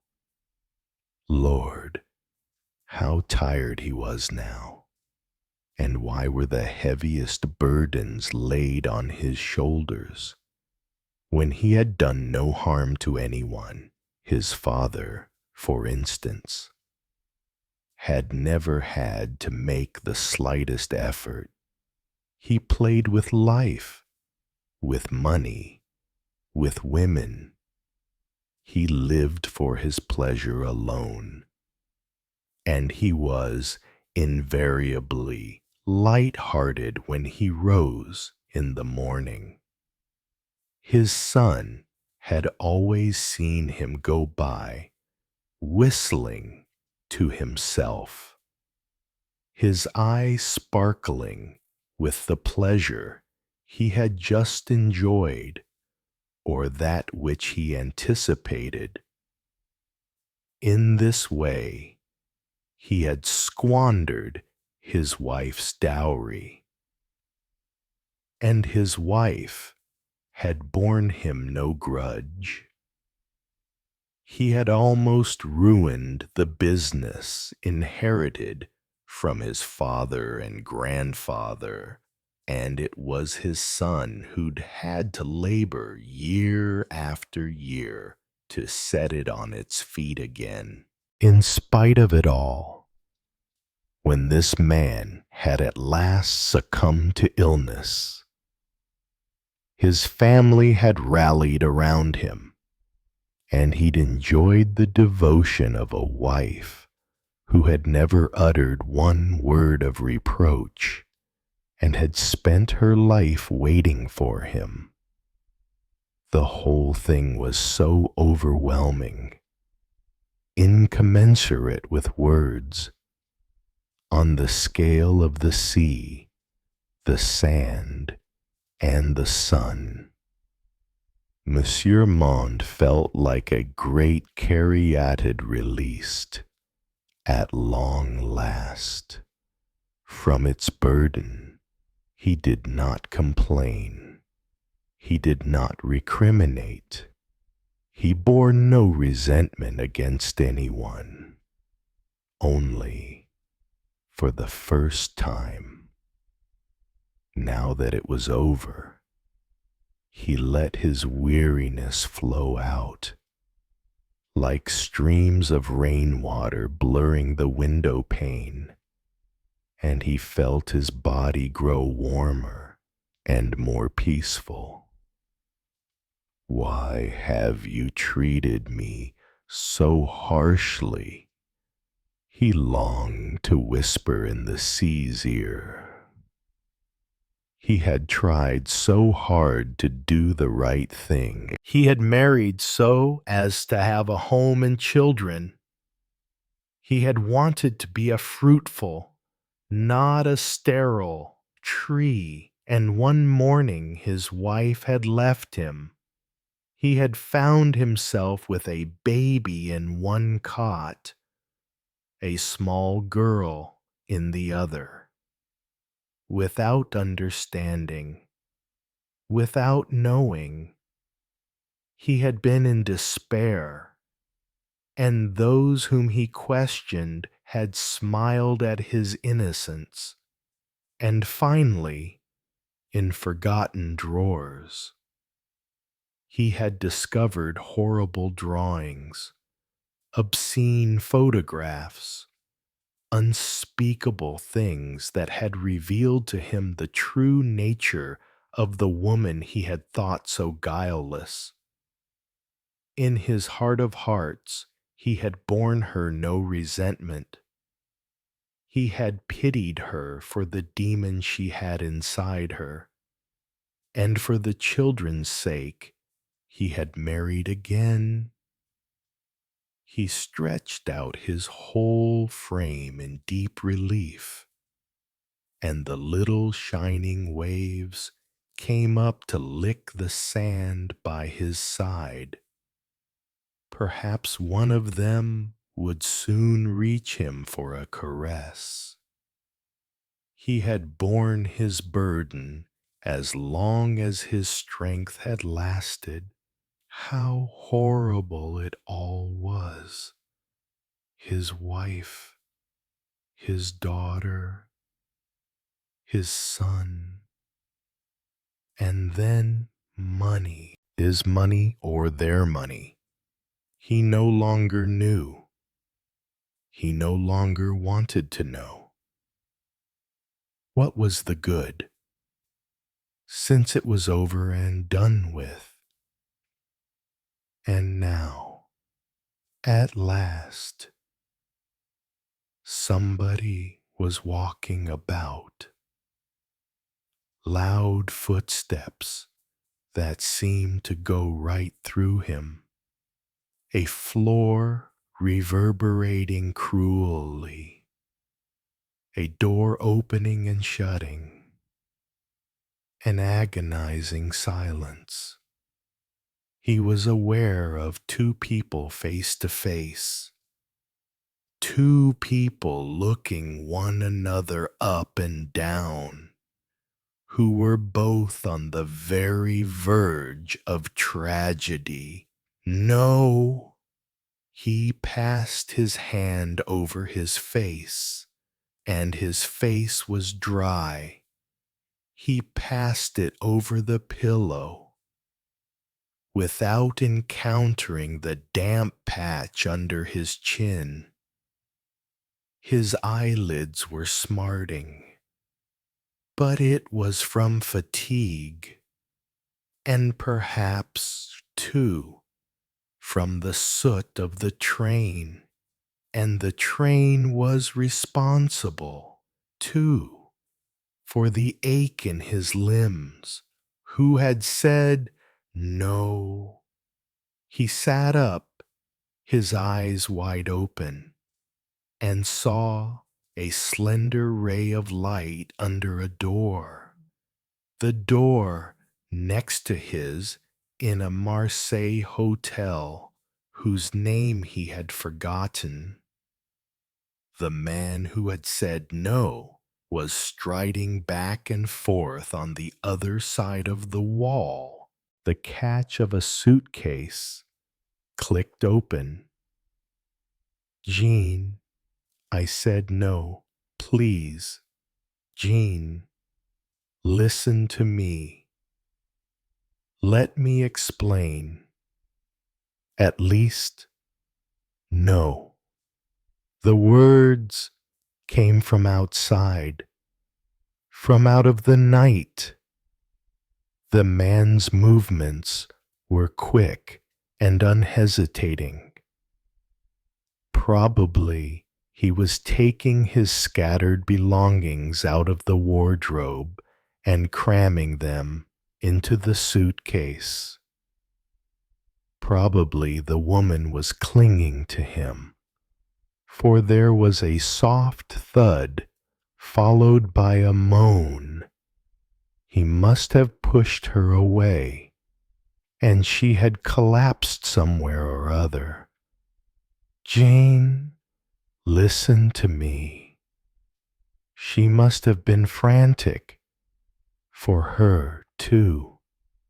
The petty considerations of everyday life and conventional behavior no longer existed.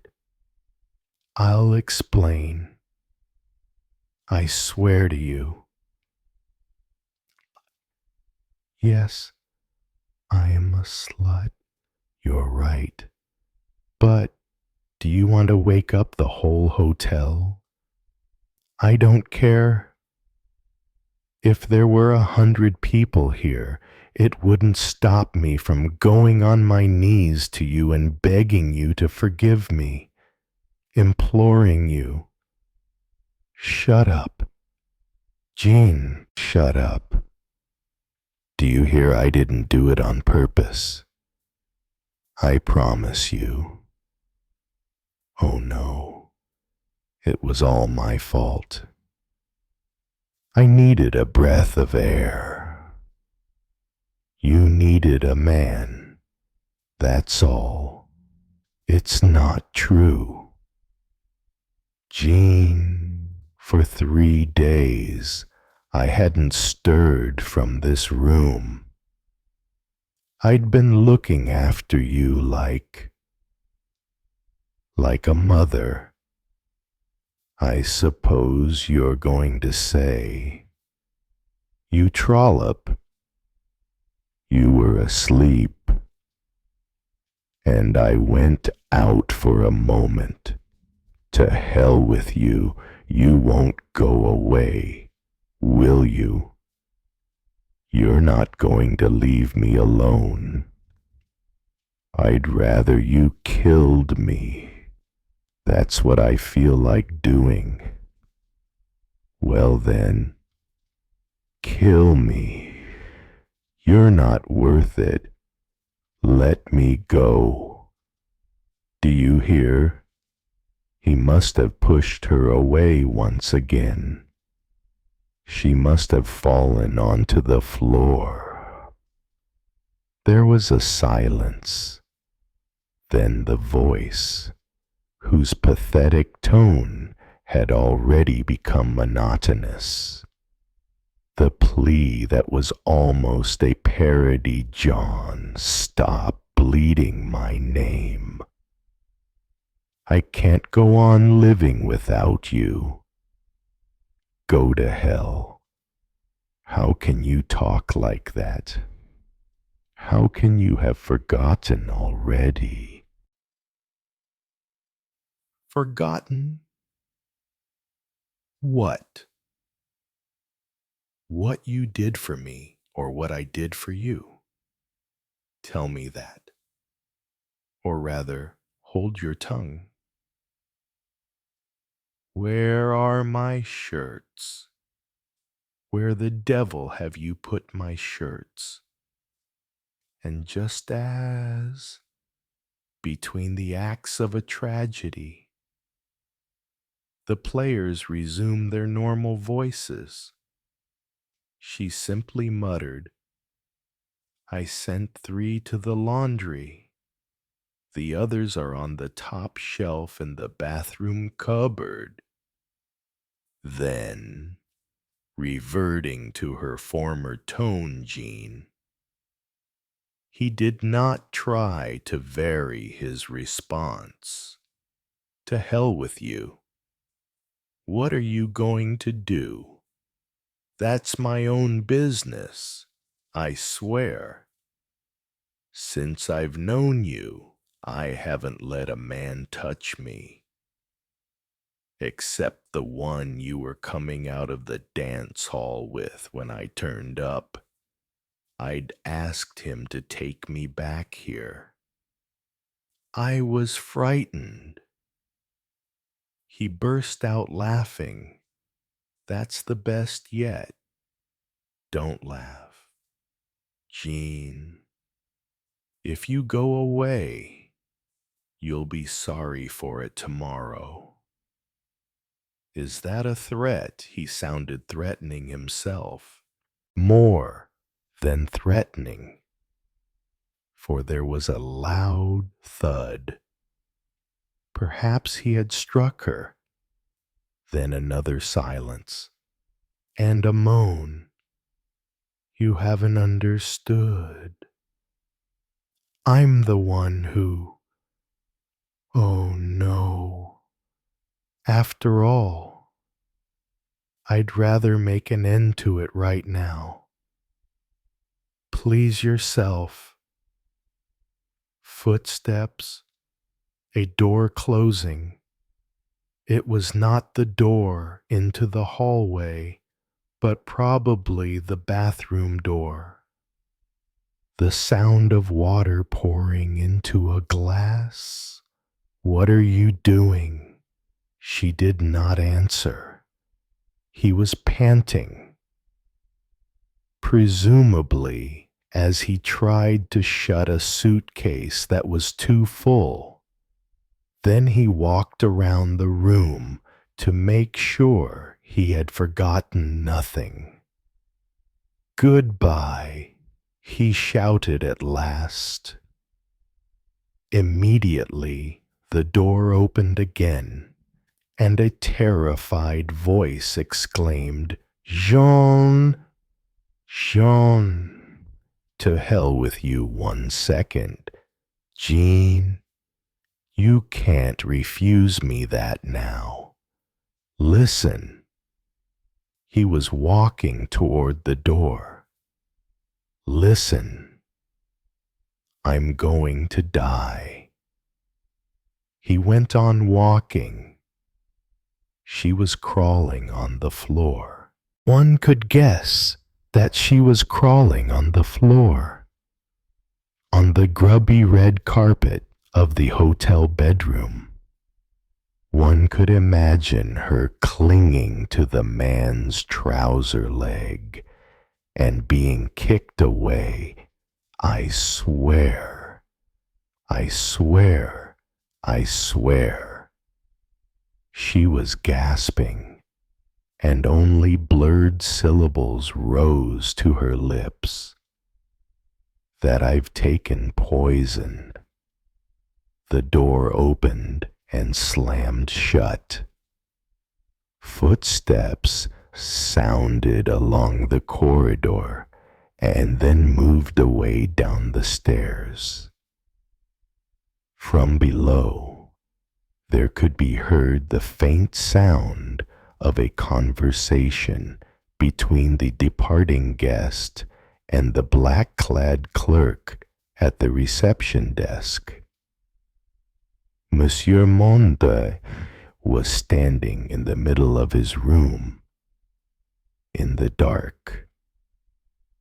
He groped along the unfamiliar walls to find the switch, and was surprised to see himself in his shirt, barefooted. He moved close to the communicating door to listen, and heard nothing, not a sob, not a breath. Then, resignedly, he picked up his trousers from the foot of the bed, trousers that did not seem to be his own. Having no bedroom slippers, he put on his shoes, leaving them unlaced. He went out of his room noiselessly, hesitated in front of the neighboring door, and then knocked timidly. No voice answered.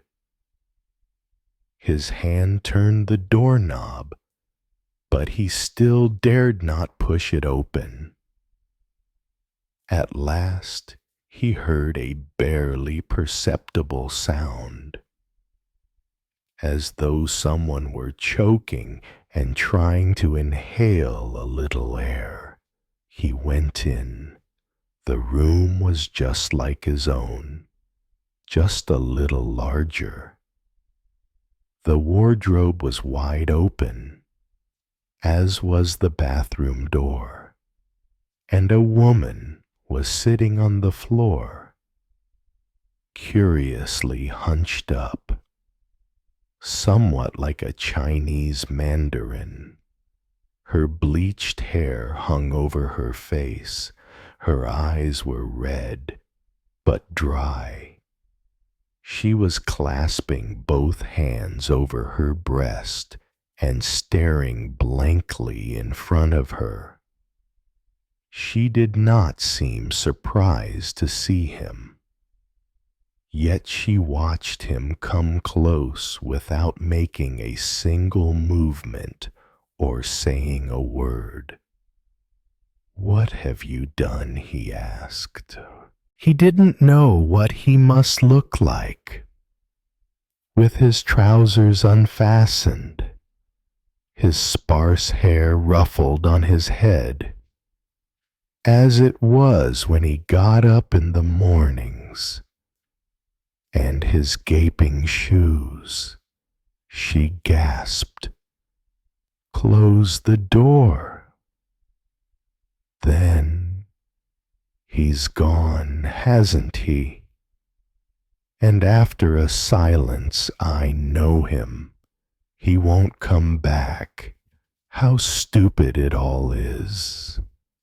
She screamed out these last words with the frenzy she had shown earlier, raising her arms to heaven as though reproaching it for the idiocy of men. How stupid it all is. And she got up, leaning on her hands, so that at one point he saw her on all fours on the carpet.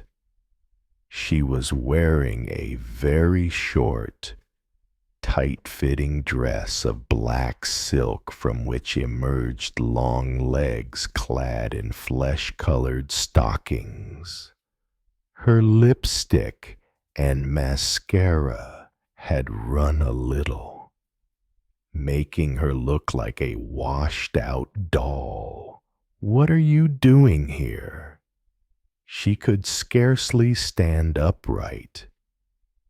She was weary. She was about to lie down on the bed, the coverlet of which had been turned down, but before doing so, she looked suspiciously at the man who had come into her room. "I heard," he stammered. "I was afraid." "Have you—" She made a grimace as a spasm of nausea seized her, and she whispered to herself, "I must try to be sick. You've taken something. Haven't you, barbiturates?" She was walking to and fro, concerned with what was happening inside her, an anxious frown on her forehead. "I always kept some in my bag because he slept badly." Oh God, she clasped her hands as though to wring them in renewed frenzy. "I never can be sick. Perhaps it's better so. I thought when he knew I'd—" She was frightened. Panic was visibly overwhelming her, and her terrified eyes eventually settled on the stranger, while she implored him, "What am I to do? Tell me what I must do. I'll send for a doctor." "No, not that. You don't know. That would be the worst thing. It would be enough to get him arrested, and he'd blame me again." She could not keep still. She was walking ceaselessly to and fro in the confined space of the bedroom. "What do you feel? I don't know. I am frightened. If only I could be sick." He didn't know either.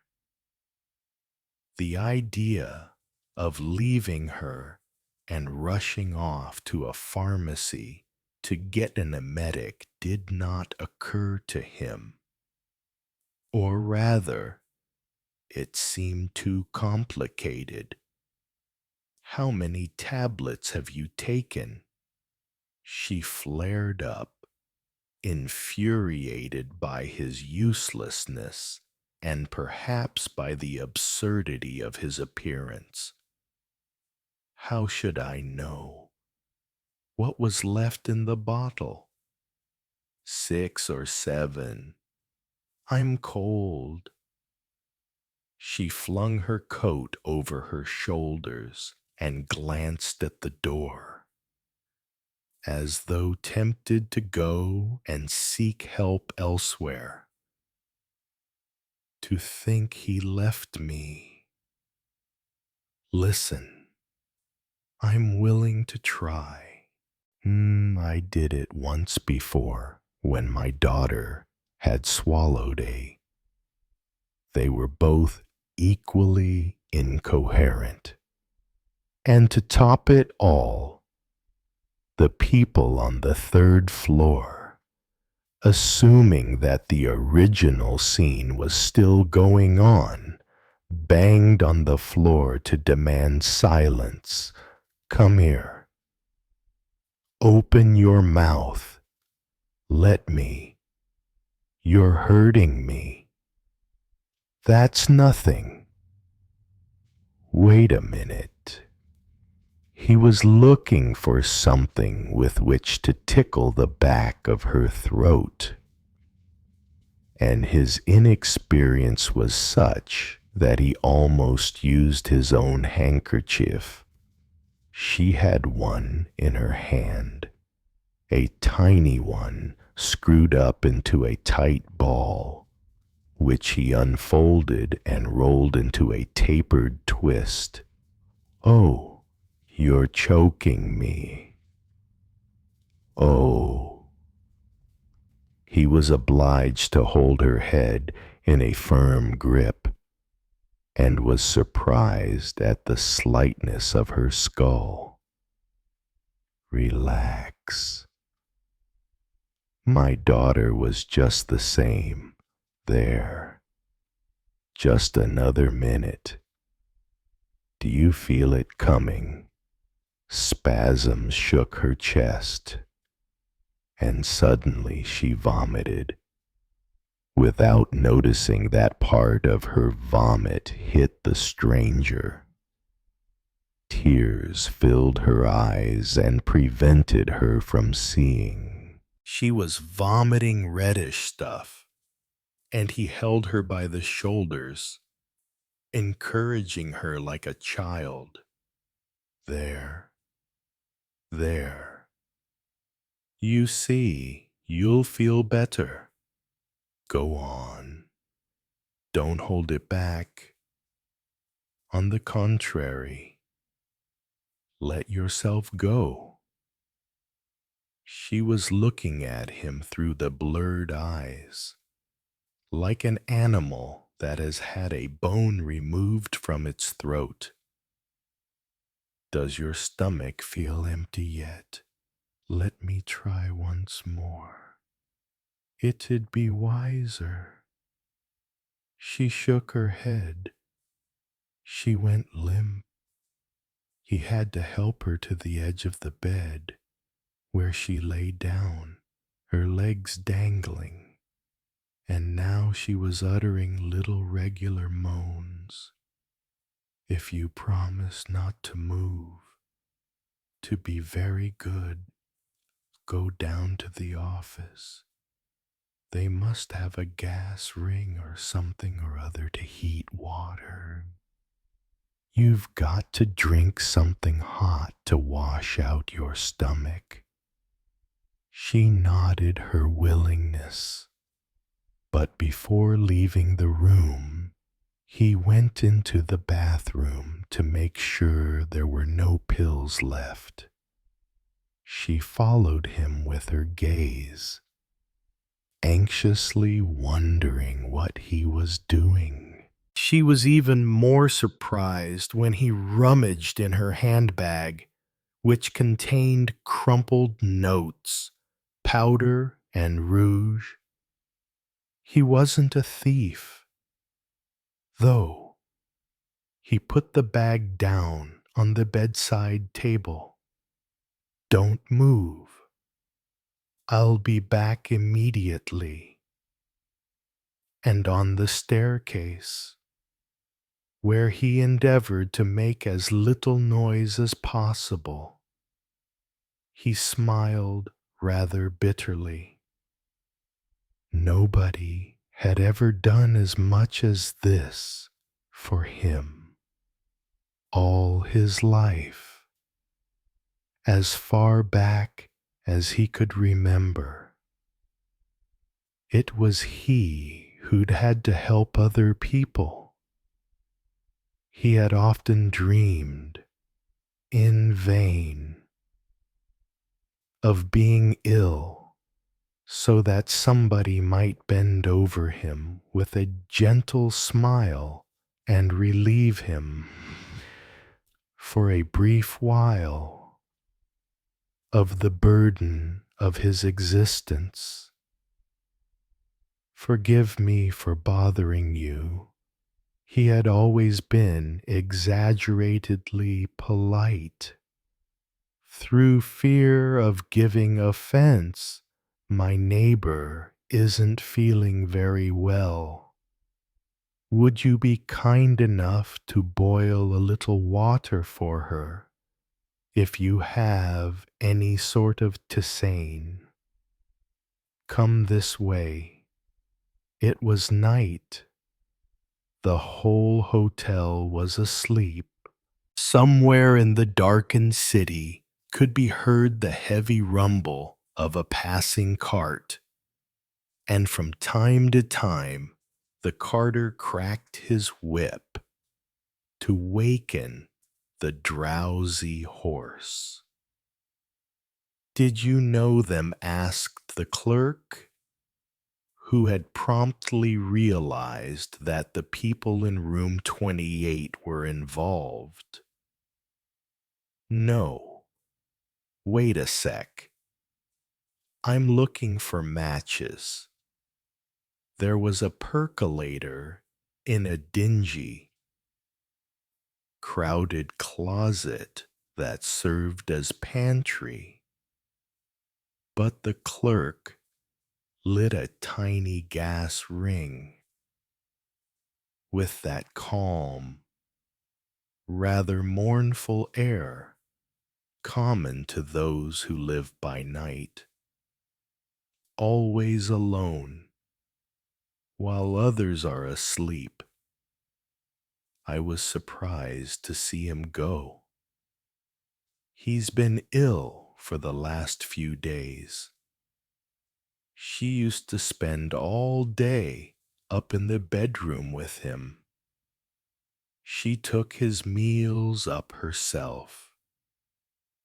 Monsieur Monde found himself asking, to his own surprise, is he young 22? Maybe. I'd have to look at his form. This evening, they went out one after the other, and she went first. When they came in again, an hour later, I could see there was going to be some nasty. He ended with a coarse word. He's ditched her, hasn't he? The water was simmering already. The man looked through his tins and eventually found some lime flowers for a tisane. If you'd like, I'll take it up to her. I'll do it myself. Some sugar, perhaps. Yes. Thank you. Nothing very high class there, you know. He meant the girl? Obviously. Why did he say that? Did he suspect Monsieur Monde of some ulterior motive? If you need anything else, don't hesitate to ask. I am here until 6 in the morning. And he went back to lean on his elbows on the mahogany counter, pulled out an open book from under it, and started reading again. When Monsieur Monde returned to the bedroom with a teapot in his hand, the woman had fallen asleep, or was pretending to sleep. He felt embarrassed because her dress was hitched up very high, showing part of her thigh above her stocking. He felt no desire. He had no secret thoughts. Mademoiselle. She barely raised her listless lids. You've got to drink this. I'd even advise you, if you feel up to it, to bring some of it up again, for safety's sake, so as to clear out your stomach. It worried him to see the misty, far-away look in her eyes. She did not stir. He raised her body and held the cup to her lips. Drink? It's hot. The syllables were blurred and indistinct, as if her tongue were too thick. Drink it anyway. He forced her to, made her vomit once more. But this time she shook with painful hiccups for a long time and seemed to bear him a grudge for this additional suffering. We'll feel safer now. Probably because she was choking. She passed one hand over her shoulder, slipped it under her dress, unfastened her brassiere, and, in a gesture that was unfamiliar to him and that shocked him, managed to pull it off and throw it onto the floor. Lie down. If you want to undress, I'll go out for a moment. She did not give him the chance, but with an air of complete indifference, pulled her dress over her head, peeling it off her body like some superfluous skin. He had turned his face to the wall, but he caught sight of her nonetheless in the wardrobe mirror. Under her dress, she wore nothing but narrow pink briefs and an even narrower garter belt. When she bent forward to remove her stockings, her little pointed breasts seemed to hang in space. Next, she removed the briefs. The elastic band had left a reddish mark on her skin. When she stood there naked, only a faint shadow darkened her belly between the thighs. She tiptoed. After a moment's hesitation, into the bathroom, where she behaved as if there had not been a man in the next room. She came back wrapped in a faded blue dressing gown, and her eyes were still misty, her lips pursed with nausea. Ill, she sighed as she lay down. Then, as he tucked the bedclothes around her, I'm fagged. She fell asleep directly, curled up in a ball, her head right at the bottom of the pillow so that only her bleached hair could be seen. A few minutes later, she was snoring, and Monsieur Monde crept noiselessly back to his room to put on his jacket and overcoat, for he had felt cold. Not long after he had settled down in the armchair beside the bed, he noticed light shining through the cracks in the Venetian blinds. Noises began, some in the hotel, others outside, particularly outside. The sound of engines trying to start up. Motorboat engines, as he realized, for he heard the splash of oars in the water and the boats in the old port knocking together.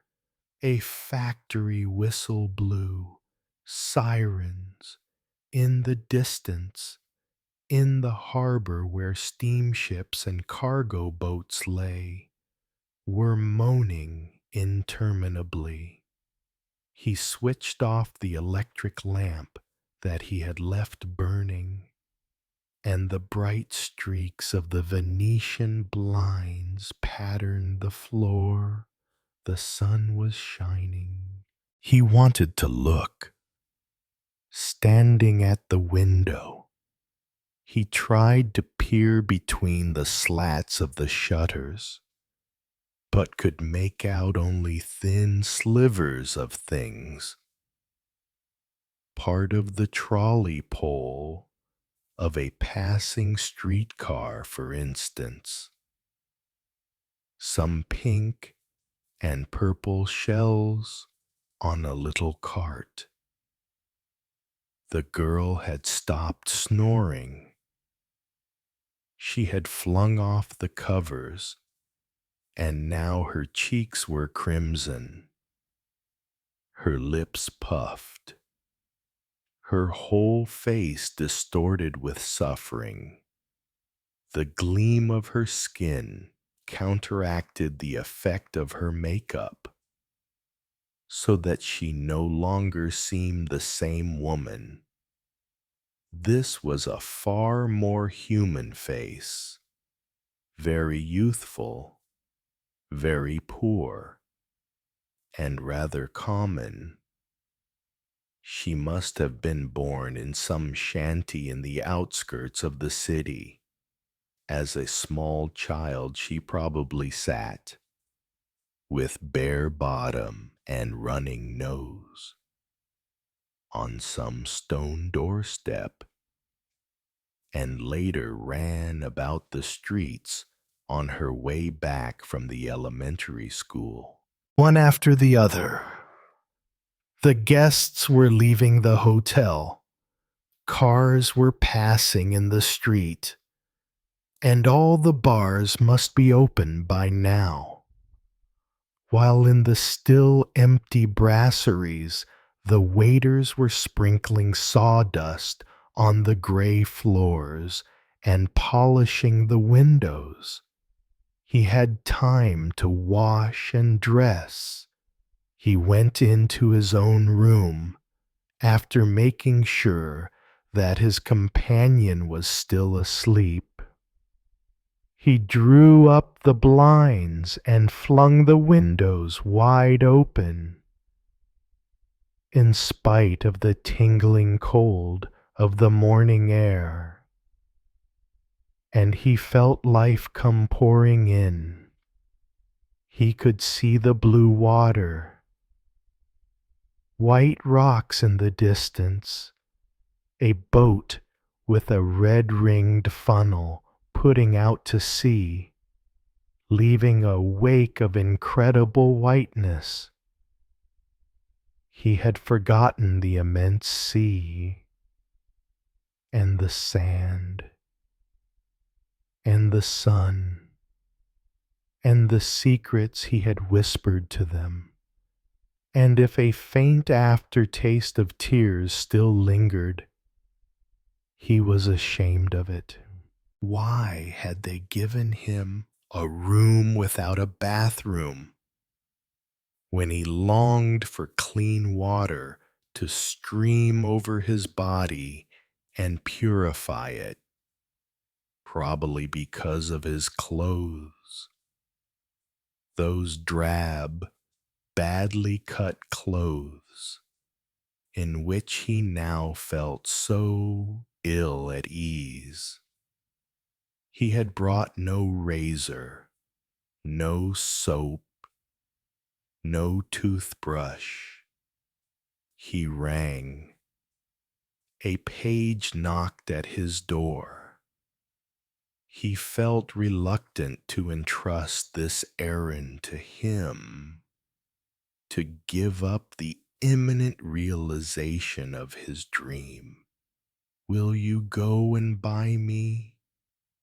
And while he waited for the return of the uniformed messenger, whom he could see hopping along the sidewalk, he looked at the sea, which was no longer last night's sea, which had become a harbor furrowed by motorboats, and where fishermen were sinking their nets for a long time, dazzled by the morning light. He stared at the drawbridge, whose gigantic metal carcass blocked out the horizon, and on which, from a distance, he could just make out minute human figures. Chapter 4. Mysterious Journey. Monsieur Monde stepped out of the house, feeling both excited and nervous. The streets of Paris in the light rain evoked memories of youth, but also a warning of impending danger. He carried his suitcase and a large sum of cash, knowing that one slip would expose his secret. The train pulled out of the Gare de Lyon, the whistle echoing in the humid air. Monsieur Monde looked out the window, his eyes scanning the familiar, yet now unfamiliar streets. He thought back to the past, calculating his next move to avoid Madame Monde, the police, and the curious. At this moment, he noticed a figure at the end of the carriage, his eyes searching. Monsieur Monde quickly changed his seat, observing every action, understanding that the danger lurking from society and strangers could not be ignored. The light from the train car illuminated his face, reflecting tension and determination. Every next move would determine Monsieur Monde's safety, reputation, and secrets. Chapter 5. Lurking danger. Monsieur Monde sat silently in the corner of the train, his eyes on every passenger around him. The large amount of cash in his pockets and his valuable luggage made him extremely alert. Every footstep, every glance could be a sign of danger. Outside the window, Paris gives way to the suburbs, the dim light blending with the drizzle. Monsieur Monde realizes that this journey is not just a search for freedom, but also a test of intelligence and survival instinct. A strange figure appeared near his luggage, his eyes searching. Monsieur Monde emphasized his determination, changed his position, observed the other party's reaction, realizing that danger from society and curious people was always lurking. Andre appears in his mind, evoking passionate memories, but also making Monsieur Monde understand that desire and risk always go hand in hand. The blue room, in his mind, is like a reflection of reality, the interweaving of desire, lust, and undiscovered dangers. The light from the train car illuminated his face, tense and determined. Every next step would determine Monsieur Monde's safety, reputation, and secrets on this perilous journey. Chapter 6: The Turning Point. The train shook rhythmically. The sound of the wheels rolling on the rails echoed throughout the space. Monsieur Monde felt the pressure every minute that passed could reveal his position. The stranger's shadow still hovered near the luggage, his eyes searching. Monsieur Monde quickly changed his position, pretending to read a book, but in reality, he was observing every gesture, every glance.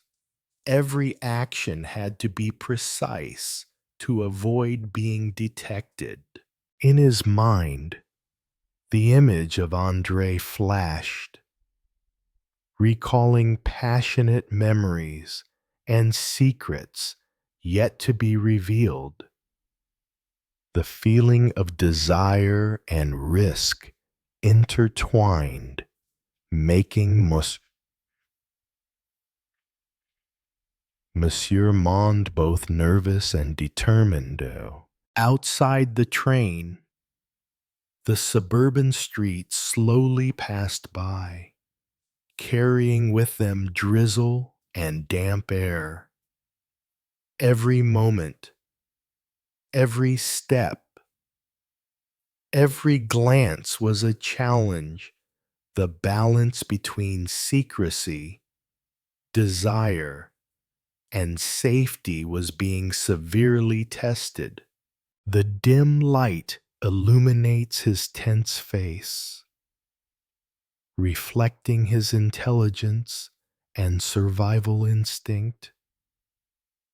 Each next decision will determine Monsieur Monde's fate on this dangerous and fascinating journey. Chapter 7: Tense Night. The train was bathed in dim light, and the passengers passed by like ghosts. Monsieur Monde sat silently, still clutching the bag containing the large sum of money. Every footstep, every glance that passed by made his heart beat faster. Beside him, the strange figure was still watching. No one said anything, but the pressure was enough for Monsieur Monde to realize that absolute vigilance was necessary. Every small action, from gestures to eyes, could reveal secrets and cause danger. In his mind, the image of Andre appeared, evoking passion, but also reminding him of risk. The blue room in his mind was like a reflection of reality. Desire and risk always go hand in hand.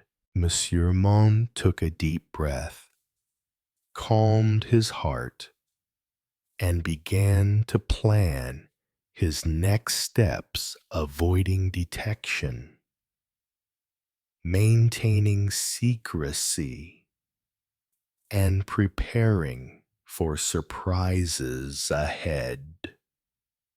The dim light illuminated his tense but determined face, reflecting his intelligence and survival instinct.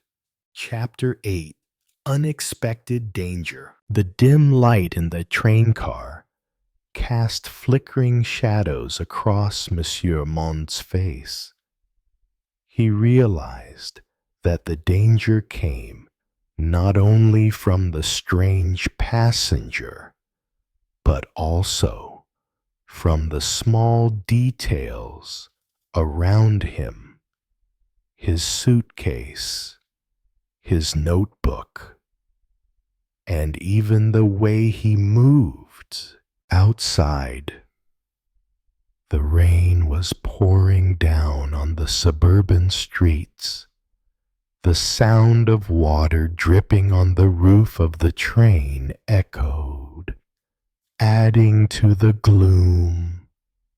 The strange figure near Monsieur Monde was still quietly observing, his eyes searching as if trying to read his thoughts. In his mind, the image of André flashed both a reminder of passionate memories and a warning of potential risks. Monsieur Monde knew that desire and risk go hand in hand, and that the slightest mistake could ruin any plan. He took a deep breath, controlled his breathing, considered his next move to stay safe, to protect his secret, and to prepare for any contingencies that might arise. The dim light illuminated his tense but determined face, reflecting his intelligence and survival instinct. Chapter 9: Climax. The train shook rhythmically. The sound of the wheels rolling on the rails echoed in the quiet space. Monsieur Monde sat still, clutching his luggage tightly, his eyes observing each passenger around him. The stranger still hovered nearby, his eyes searching. Every small gesture could reveal secrets and give away his position. Monsieur Monde realized that absolute alertness was necessary. One small mistake would cause the whole plan to fail. In his mind, André's image appeared, bringing back warm memories, but also reminding him of the risks. Desire and danger intertwined, making his heart beat faster, but intelligence and survival instincts still prevailed.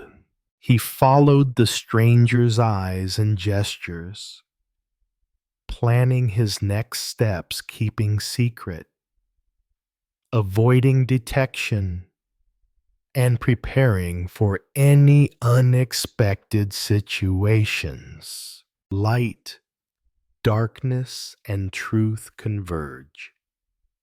Monsieur Monde's every move in this moment will determine his safety, reputation, and secrets on a risky journey. Chapter 10: Open Ending. The train had entered the quiet suburbs, the dim light illuminating Monsieur Monde's tense but determined face. The long, tense night had subsided. The immediate dangers of strangers, society, and undisclosed plots had temporarily diminished. Monsieur Monde looks back at the whole incident, every decision, every subtle action to protect himself, maintain control of his money and his secrets.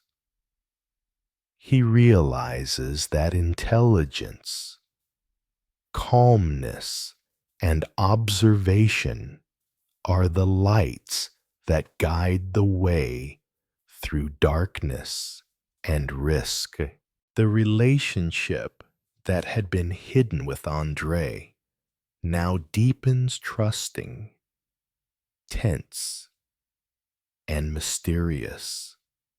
Both understand that the secrets are not yet fully revealed, but cooperation and alertness will help them overcome any challenges ahead.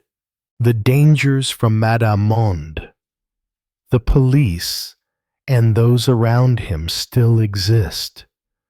Monsieur Monde knows that sobriety, intelligence, and vigilance will always be the weapons that guide him to the next challenges. Life, power, and secrets go hand in hand, and Monsieur Monde, having just experienced a long and tense night, will continue to walk between light and darkness, ready to face the risks, intrigues, and challenges ahead.